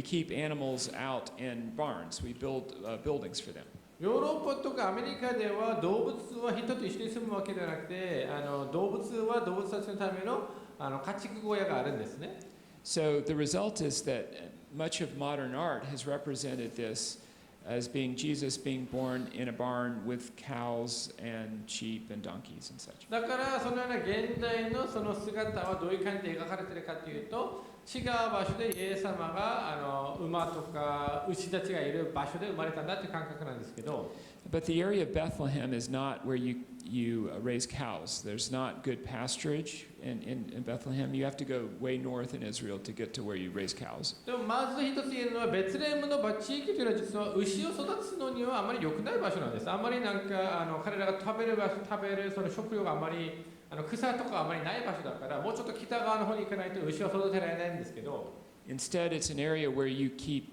raise sheep and goats because they can go out into the desert and find a thorn bush and eat off of the thorn bush and survive. その川に何を育てていたかというと、羊とかヤギを育てていたんですけど、なぜかというと羊とかヤギは砂漠の方に行っても茨の草とかを見つけたとしても、彼らは上手にそれを食べることができるんです。And shepherds to this day in this area will keep their sheep and goats in a cave, and then they'll sit across the cave so that the sheep and goats can't leave the cave. そして今にでもこの地域にいる羊飼いたちは羊やヤギたちを時には洞窟で育てていって、洞窟の外に立って彼らが出れないようにしてるんです。So it's very culturally appropriate to think that if Jesus was born with the animals, it was probably in a cave with the sheep and the goats. そうなると、イエス様がその当時に動物がいる場所で生まれたんだということになったら、おそらく洞窟でイエス様が生まれたんだということは全然あり得ると思います。And that's what this church remembers. この教会はそれを覚えています。Now, if we move from the place of Jesus' birth to where he grew up, where he was raised, we move to Nazareth. イエス様が生まれた場所からイエス様が育てられた場所に移っていくと、それはベツレヘムからナザレになっていくんですけど、And just in the last 6 or 7 years, there's been an excavation team working in Nazareth. そして実は最近の6年間、7年間ぐらいナザレの場所で今発掘をしているチームがいるんですけど、Nazareth is also a modern city with modern buildings, and it's very difficult to excavate there. There's just a few places where you can dig. ナザレも今も人たちが住んでいる現代の町であって、だから現代の町での発掘は言ったように難しいことなんですけど、でもちょっとした場所では今発掘が行われています。But there's some church property in Nazareth that has a very old church. It goes back to the 6th century AD,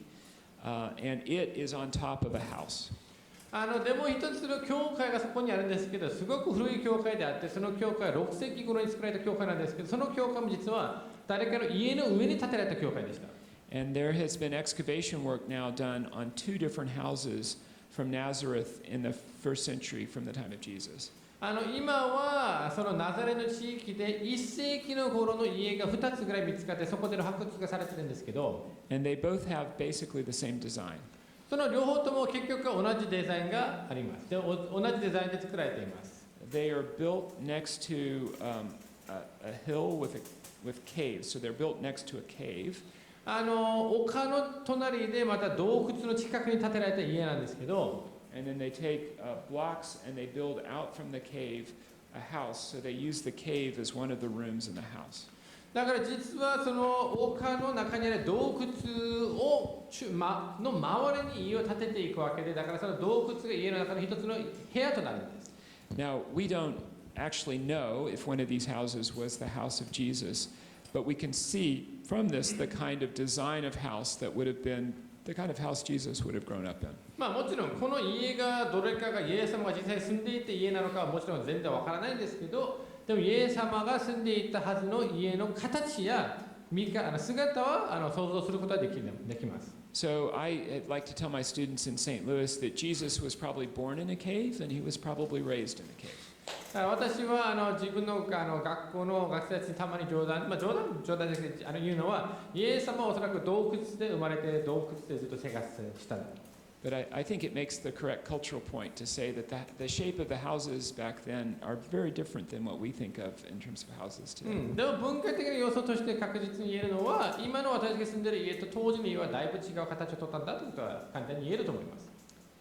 I'll give you a few more examples of archaeology that helps us understand culture from the time of Jesus. イエス様の時代の歴史、文化をもうちょっと教えてくれる考古学的な研究をもうちょっと紹介すると、So the Gospel of John in chapter 2 mentions that Jesus turned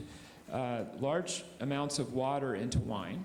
ヨハネの福音書の2章ではイエス様が大きな石の中にある水をブドウ酒に変えたという話があるんですけど、奇跡があるんですね。In particular, it mentions that the water was in 6 stone water jars and that those water jars were used for Jewish purification. 具体的にはユダヤ人の清めのしきたりによって用意された6つの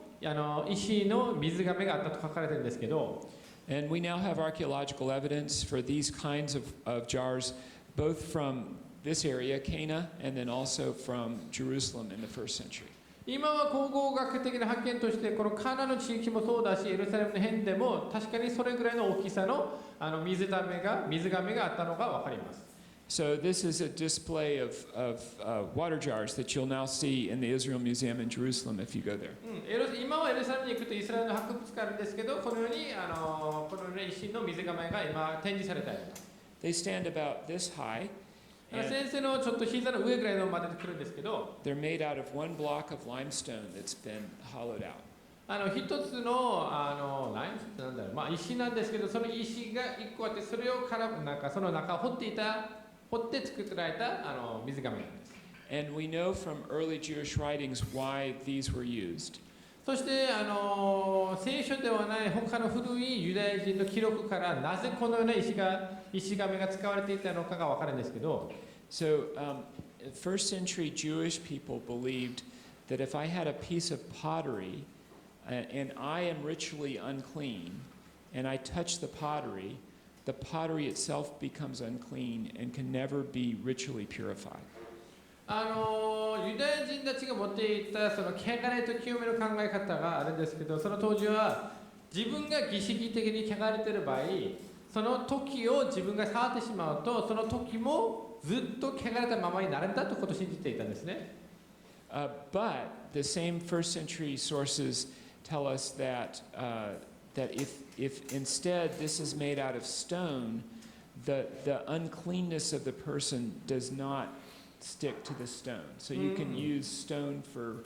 the sake of purity washings. でもほとんどの場合はこのような大きなものというのは時で作られているんですけど、時はそのように汚れが移るものなんですけど、石で作られたものであればその汚れが移らないんだということで、だから清めのための水をためるときにはそれを石で作られた亀を使っていったんだということが記録として残っています。So these kinds of jars are used to hold water that you use to purify things before you go into the synagogue. だからこのような石亀というのは、石の水亀というのは、人々が街道に入る前に物事を清めるために使っていた水なんです。So not only does this help us understand culturally some of the background of the New Testament, it also gives us a sense that John is accurately describing the events and life of his day. だからこれはその当時の文化を私たちに教えてくれるだけではなくて、またヨハネも確かにその時代にあった実際の風習を扱っているんだということが両方わかるんです。We also have excavation of a boat from the time of the first century. また1世紀の頃の船の発掘もあったんですけど、This was found in the mud of the Sea of Galilee when the water level dropped in the Sea of Galilee. これが発見されたのはガリレア湖の水がだいぶ減った時に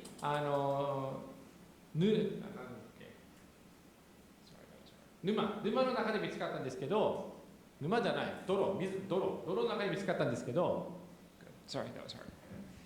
So it's now been soaked in plastic and put on display. There's an entire museum just for this one boat. 今はそれをちょっとプラスチックでコーティングして保管してあるんですけど、これだけのために今博物館も存在しています。The boat is about as far as from me, a little further, from me here to Paul. It's about that long. 船の長さっていうのは今先生が立っていた場所から私のところまでくらいの大きさなんですけど、From a careful examination of the wood, they've been able to make a model of it so that you can see it had a mast and a sail. これに基づいて模型も作ってあるんですけど、そうするとこのようなその風を受け止める場所もあって、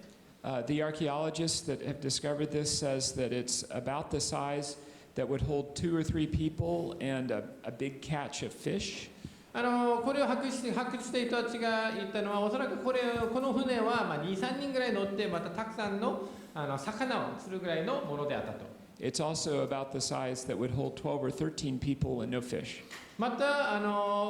魚がなければ12人から13人ぐらいも乗ることができる大きさであったと。So it provides a great example of the kind of boats that the disciples and Jesus would have been in the time in the Gospels. だから福音書とかイエス様の時代にイエス様も弟子たちもよく乗っていたかもしれない船の大きさを見せています。I will just quickly mention this. Again, skeptical scholars have claimed that 30 years ago we didn't have any archaeological evidence of synagogues from the first century. And even though the Gospels and the book of Acts mentions synagogues in this area, they said, well, there must not have been any synagogues because we don't have any archaeology. また実は30年ほど前には批評的学者たちとして主張していたのは福音書とか人の働きを読んでみるとユダヤ人たちが集まっていた街道がいろんな場所に存在していたんだということが書かれていたんだけど、何も発見されたものはなかったので、これもおそらく作られた話なのかなということを彼らは言っていたんですけど、But now we have actually archaeology evidence of 6 or 7 synagogues from the first century. でも今は1世紀頃から存在していた街道のユダヤ人の街道が6個から7個ぐらい発見されました。So here is one example. Just northeast of the Sea of Galilee is a synagogue from the first century at Gamla or Gamala. 例えばガマラという場所に1世紀頃にガリレア湖の近くにある街道が見つかりました。Here's an artist's reconstruction of what that synagogue would have looked like. これが実際のその当時にはこういう姿だったんだろうということで描かれたものもあるんですけど、So you can see that on the outside of the synagogue going all the way around were what looked like stairs but are actually used for seating. こうやって見ると皆さん分かるんですけど、この街道の周りには階段みたいなものがあるんですけど、それからこれは階段というよりは座る場所だったんですね。And there would be a ritual pool that you wash in before you go into the synagogue. また外側の方にはこの街道に入る前に人々を洗うための水をためる場所があって、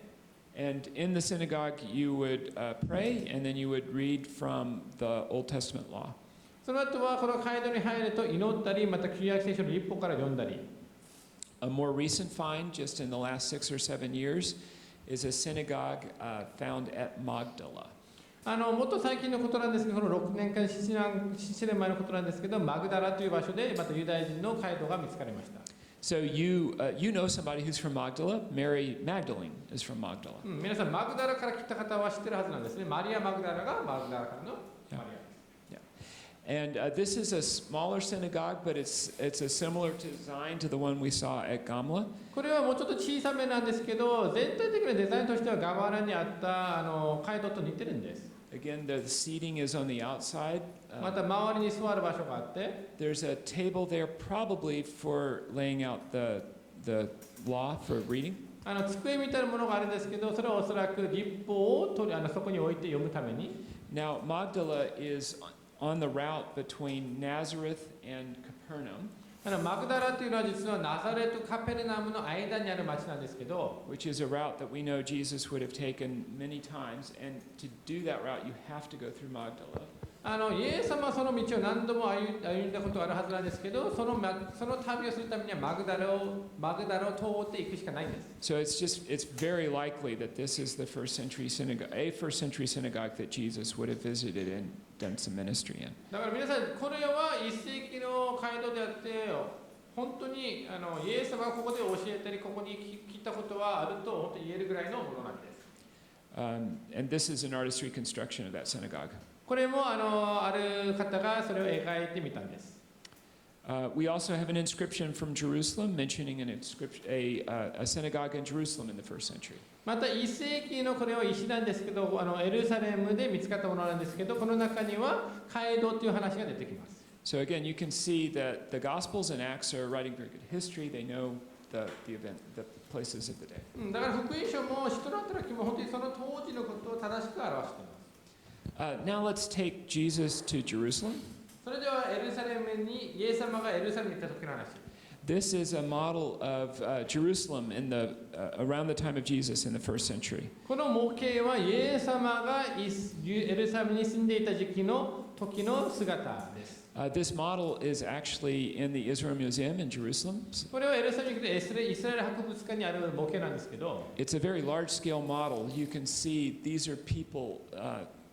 looking at the model. これは結構大きな模型なんですね。あそこにいるのは人なので。It represents some of the key buildings that we know were there in the time of Jesus. イエス様の時代に存在したという知られている建物も結構出てきて、 Not every one of these buildings has been truly evidenced by archaeology. Again, there's a modern city there now, so it's hard to dig down. また他の細かいのは全部もちろんそのままだとは言えないんですけど、今そこで発掘はできないわけですから。But we do know where the temple in Jerusalem was. でもエルサレムの神殿があった場所は分かるし、 We know where Herod's palace was. ヘロデの宮殿がどこにあったかも分かるし、 We know where the pool of Siloam シロア was. ムのプールはあった場所、 And we also know where the pool of Bethesda is. またベセスタのその水プールっていうのかな、そこがあった場所。Just to give you some examples. ちょっとした例として。Let's look at the pool of Bethesda. これがベサイダの池なのかな、ベセスタの池なんですけど、 So this is the excavations there at the pool of Bethesda. これは実際の場所での発掘の状況です。 Now it looks like a very deep pool and a really big high dive. こうやって見るとすごい深いプールで大丈夫だったのかなと思いますけど、 But in reality, the pool is way down here, and what you see is 2,000 years of buildings built on top of where the pool once was. でも本当は皆さん一番下の方にその池みたいなものがあって、それから2000年ぐらいかけて物を上に建てたり作ったりしたわけだから、こうやって高くなったんです。 So this is an arch from an early Byzantine church. これは初期のビザンティンの時代の教会の時代に作られていた塔であって、 And then there's a church on top of that that's from the time of the Crusaders. その後はその十字軍の時代に建てられていた教会があるんです。 What's interesting about this pool is that John gives a very strange description to it. この池に関してのちょっと不思議なところというのは、ヨハネはこれを説明したときにちょっと興味深い説明をしてるんですけど、 So he describes this pool as having 5 roofed colonnades. これ誰か読んでもらってもいいですか。このことをヨハネは5つの何がついていたと書いてるんですね。回路ついてあったと書いてるんですね、ヨハネは。Yeah. So these colonnades would be columns that are used to hold a roof, and you would go under the roof in order to get out of the sun. だからこれは回路があるってことは、その屋根をそこにさせていたことなんですけど、日差しとかを避けるためにその下に来たわけなんですけど、 So you would think that a pool would be maybe rectangular, and it would have 4 colonnades, one surrounding each side of the pool. 皆さん想像するときには、池とも呼ばれてるんですけど、普通になんか水を食べる場所を作るのであれば、四角を想像すると思いますけど、So this description of 5 roofs is very odd. だからこの5つの回廊があったってことはちょっと不思議なんですね。But this is that artist or that reconstruction model that I mentioned at the Israel Museum, and it shows, based on the archaeology, the design of the pool of Bethesda. でもこれがその模型のところなんですけど、このベセイダの池の模型なんですけど、それを発掘に基づいたこれは模型なんですね。It was actually, there were 2 pools. There was an upper pool and a lower pool. この場合は見つかったのは実は2つの池があったってことで、上の方と下の方。And they were separated by the 5th colonnade. それがこのように5番目の回廊で分かれていたんです。So you can see, you would count it as 1, 2, 3, 4, 5. そうなると今先生が見せたように、四角を見せているその4つと真ん中の回廊でそうやってやると5つの回廊が実際にあったんだと思います。So John knows exactly what he's talking about. だからヨハネが本当にそれをちゃんと表現したってことです。John also mentions a pool called Siloam. またヨハネはシロアムという池も話をするんですけど、I will say that when I was first in Israel 30 years ago, I was shown this pool as being the pool of Siloam.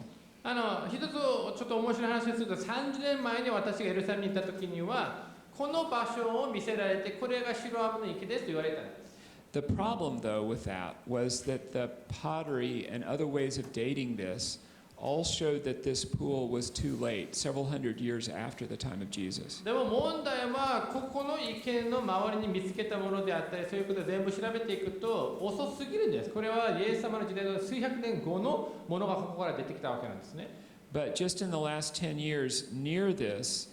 there was some property that needed to be dug, and they came down on another pool. でも数年前にこの近くでまた何かの土を掘る必要があって、そこを掘っていったらもう一つの池が見つかりました。Now you'll see it's a pool that's a bunch of steps that lead down into the water. 皆さんこれを見てら分かるんですけど、この池というプールでいいかなと思いますけど、もしかしたら感覚としてはこのようにどんどんその水の方に近づいていく階段みたいなものがあるんですね。The reason for that is that allows the water level to change, to go up and to go down, and you can still access the pool. You just walk down more steps. これは何が理由かというと、こうなると水が減ったり増えたりしてもいつでも入ることができるように階段形式になっているんです。And we know this is the pool of Siloam from the because we know when it was built.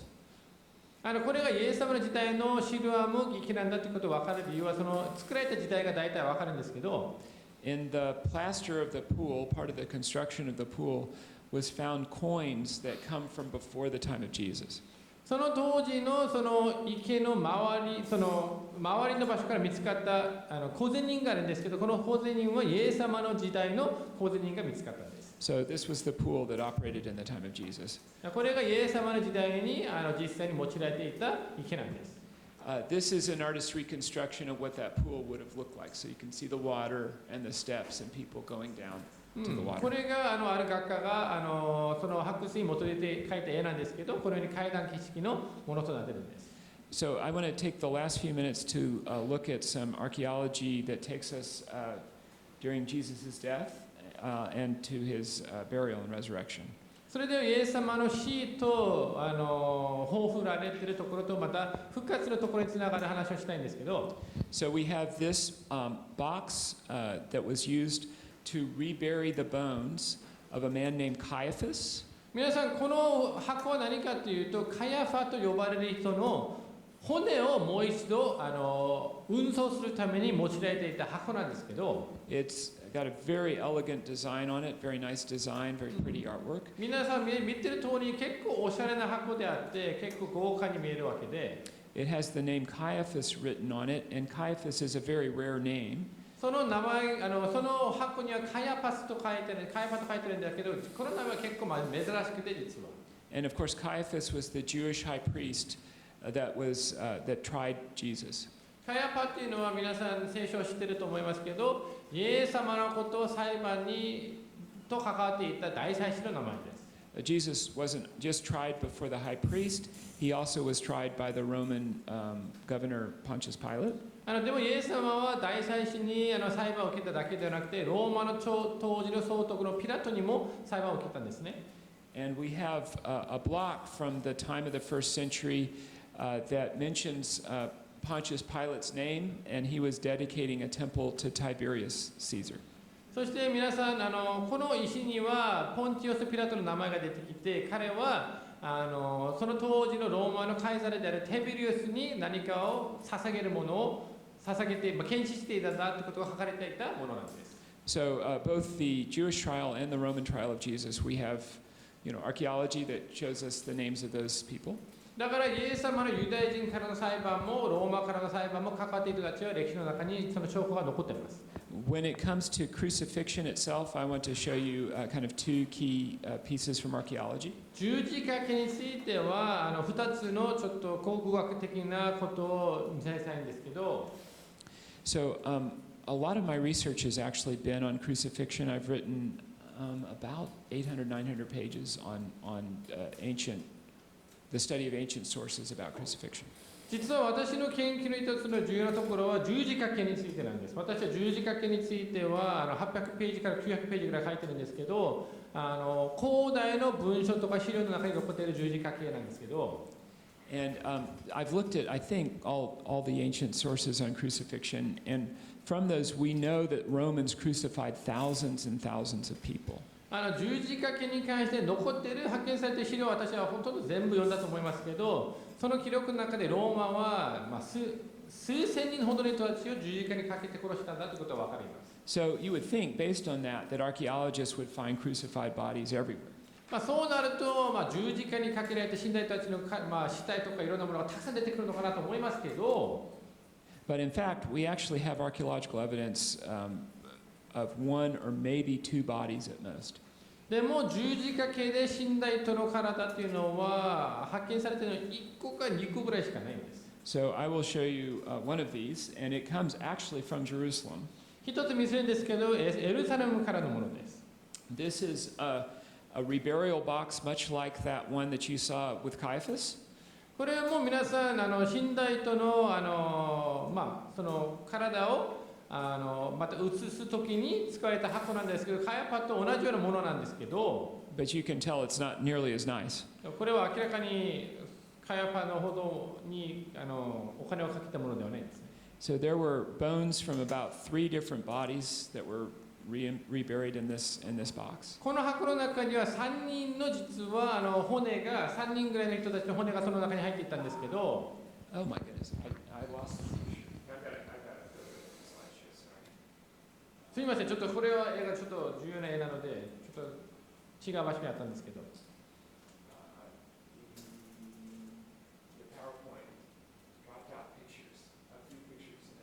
パワーポイント1つ作るときになぜか絵がちょっといくつかなくなりました。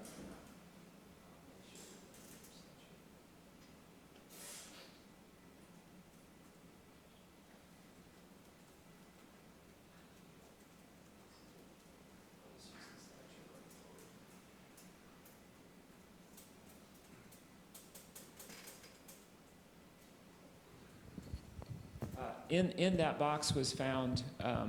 this bone. その箱の中にこの骨が見つかったんです。It is the heel bone of a person, it's calcaneum, and in the heel bone is a nail. これはかかとの骨なんですけど、見つかったのはかかとの骨に釘が入ってあったんです。So this is what a good heel bone should look like. It's actually the left side. 左側が左の普通の人のかかとの骨なんですけど。But here you can see the actual bone that was found with the nail stuck in it, and probably it was so stuck in it that they couldn't remove the nail.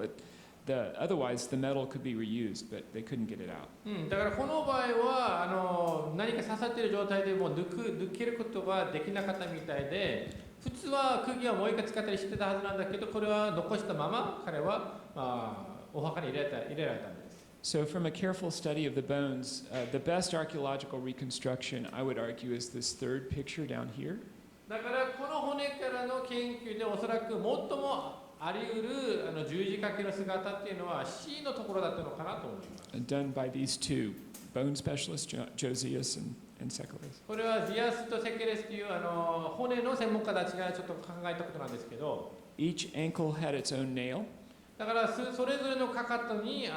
釘が刺さってあって、 and there was no scratch on the arm bones, so probably there was no nail in the arm or the hands. So they were held up by rope instead. だからこの見つかった骨の中には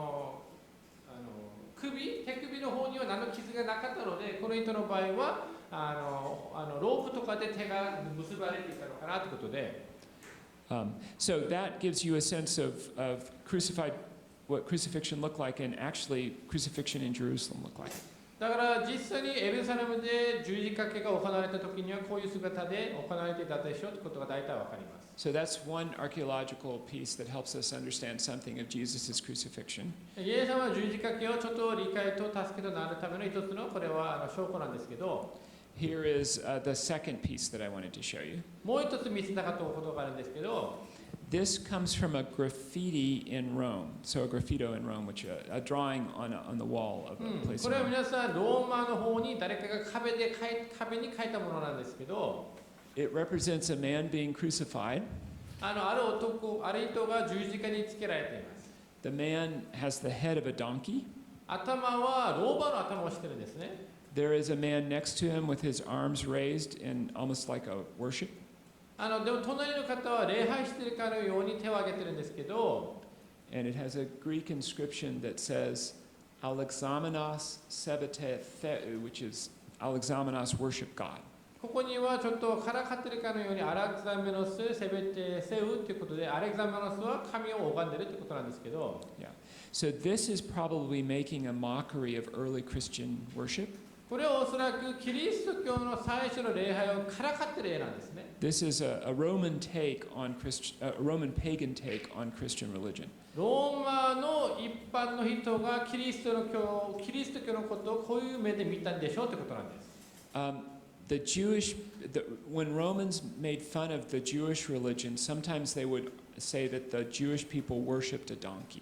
ローマの人たちがユダヤ人のキリスチャンのことをユダヤ人のクリスチャンたちをからかっていたときには、彼らはローマを拝んでるんだということで言ったんですけど、 Of course, Jewish people didn't actually have an idol, but the Romans would then say that they worshipped the silliest animal that they could imagine, a donkey. もちろんユダヤ人は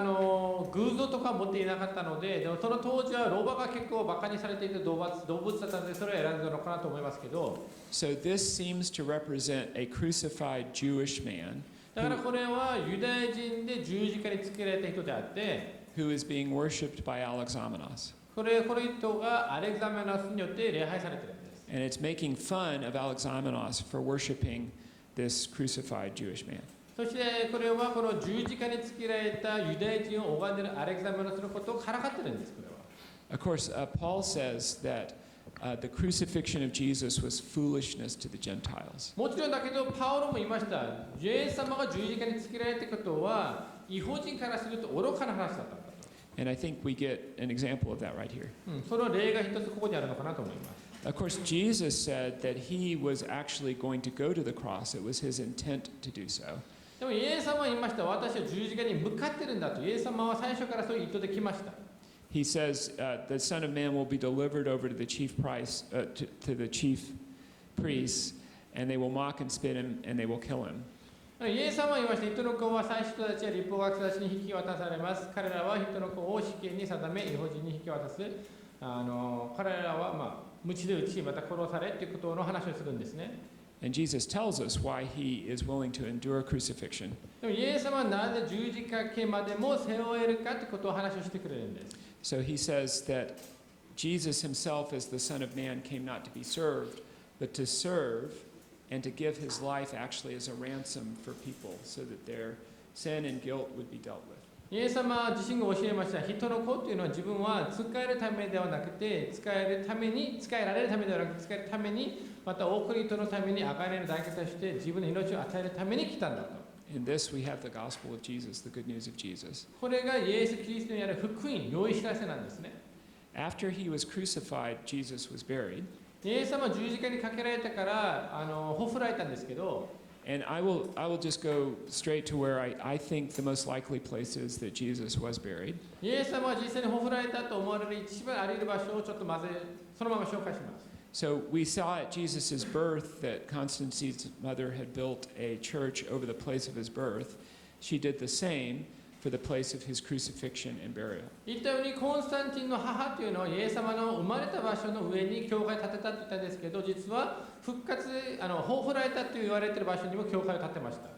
た。This is done in what's called the Church of the Holy Sepulchre. これはHoly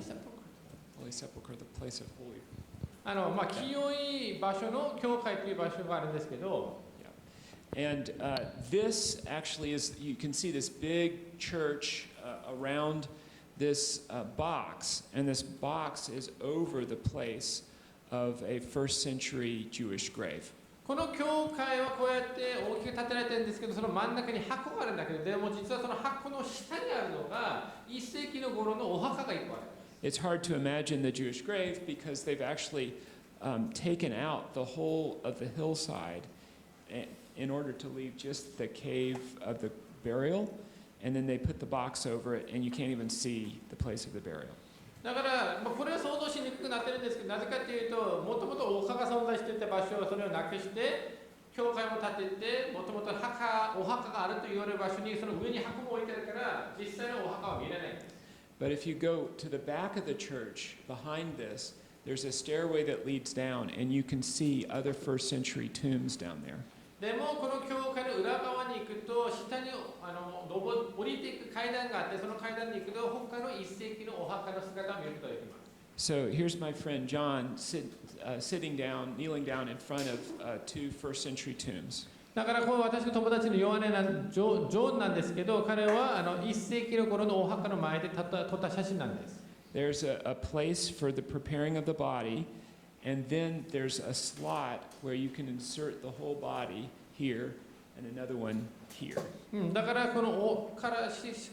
を準備する場所と、その後用意された体はその、小さなものの中に全部一人の体が全部入れるぐらいの場所なんですね。So we can see that people were buried here in the first century, and this is a likely place of burial, and was remembered by the church in the early 4th century as the place where Jesus was buried. だからここは実際に1世紀の人たちがほふられていた場所であって、4世紀の初期の教会の人たちはここがイエス様がほふられていた場所ですということを覚えていた場所の教会なんです。So for hundreds of years, people have not. You can walk in here, but the whole area is covered in marble, so you can't actually see the grave. だからもう100年ほどここには人たちが入ったり来たりするんですけど、もう全部石で囲まれているのでお墓自体は見れないんですけど。But in the last 2 or 3 years, the church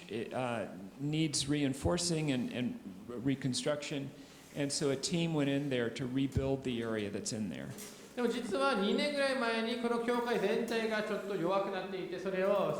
強くする必要があって、あるチームがその場所に入って最近工事をしていたんですけど。And so this is actually a photograph of the team working in there, pulling back the marble so that they could look down in and see the area of the grave that was there before. だからこれは実はその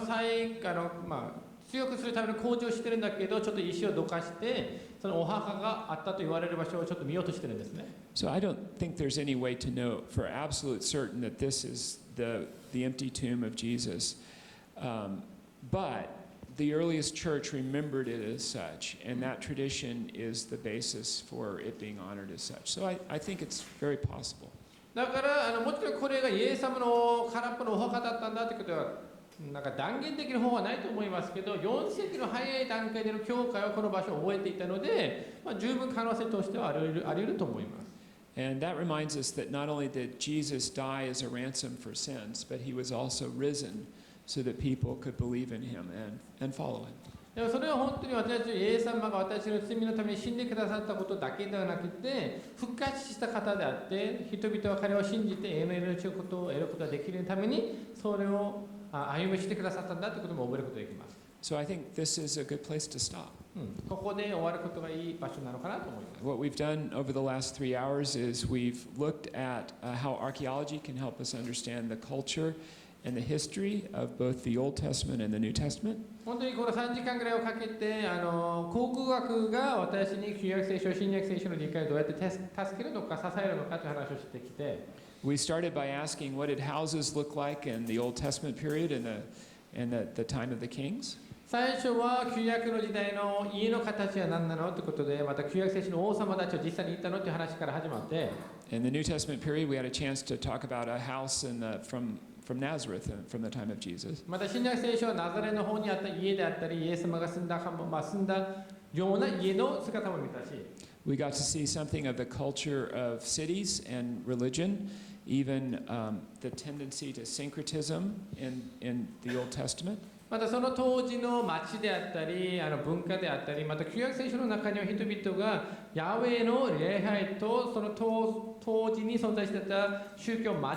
ぜたりしたんだということも見えたし、which serves as a reminder and a caution to us to not syncretize our Christian religion. それは私たちも本当に気をつける必要があるんだということで、私たちもこの世の教えと世の礼拝と私たちの真の礼拝を混ぜちゃいけないんだ、それは気をつけるべきなんだということもちょっと一つの警告として受け止めるべきかなと思います。We had the opportunity to be amazed, along with Ken Kitchen, at just how much of the Old Testament history, especially of the kings, can be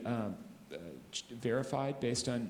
other cultures. またケネス・キッチン博士と同じようにと一緒に私たち本当にこれぐらいの特に王様たちに対しての記録が残っているんだということで驚いてもいいと思うし。Then we took a look at the mention of Israel before the time of David, and then we took a look at some evidence from the time of David and Solomon. またダビデの前の時代のイスラエルについても、またダビデの時代、ソロモンの時代のイスラエルについても。And then we took a quick tour through the life of Jesus, starting with his birth and where he was raised, and looking at some objects from the time of his ministry.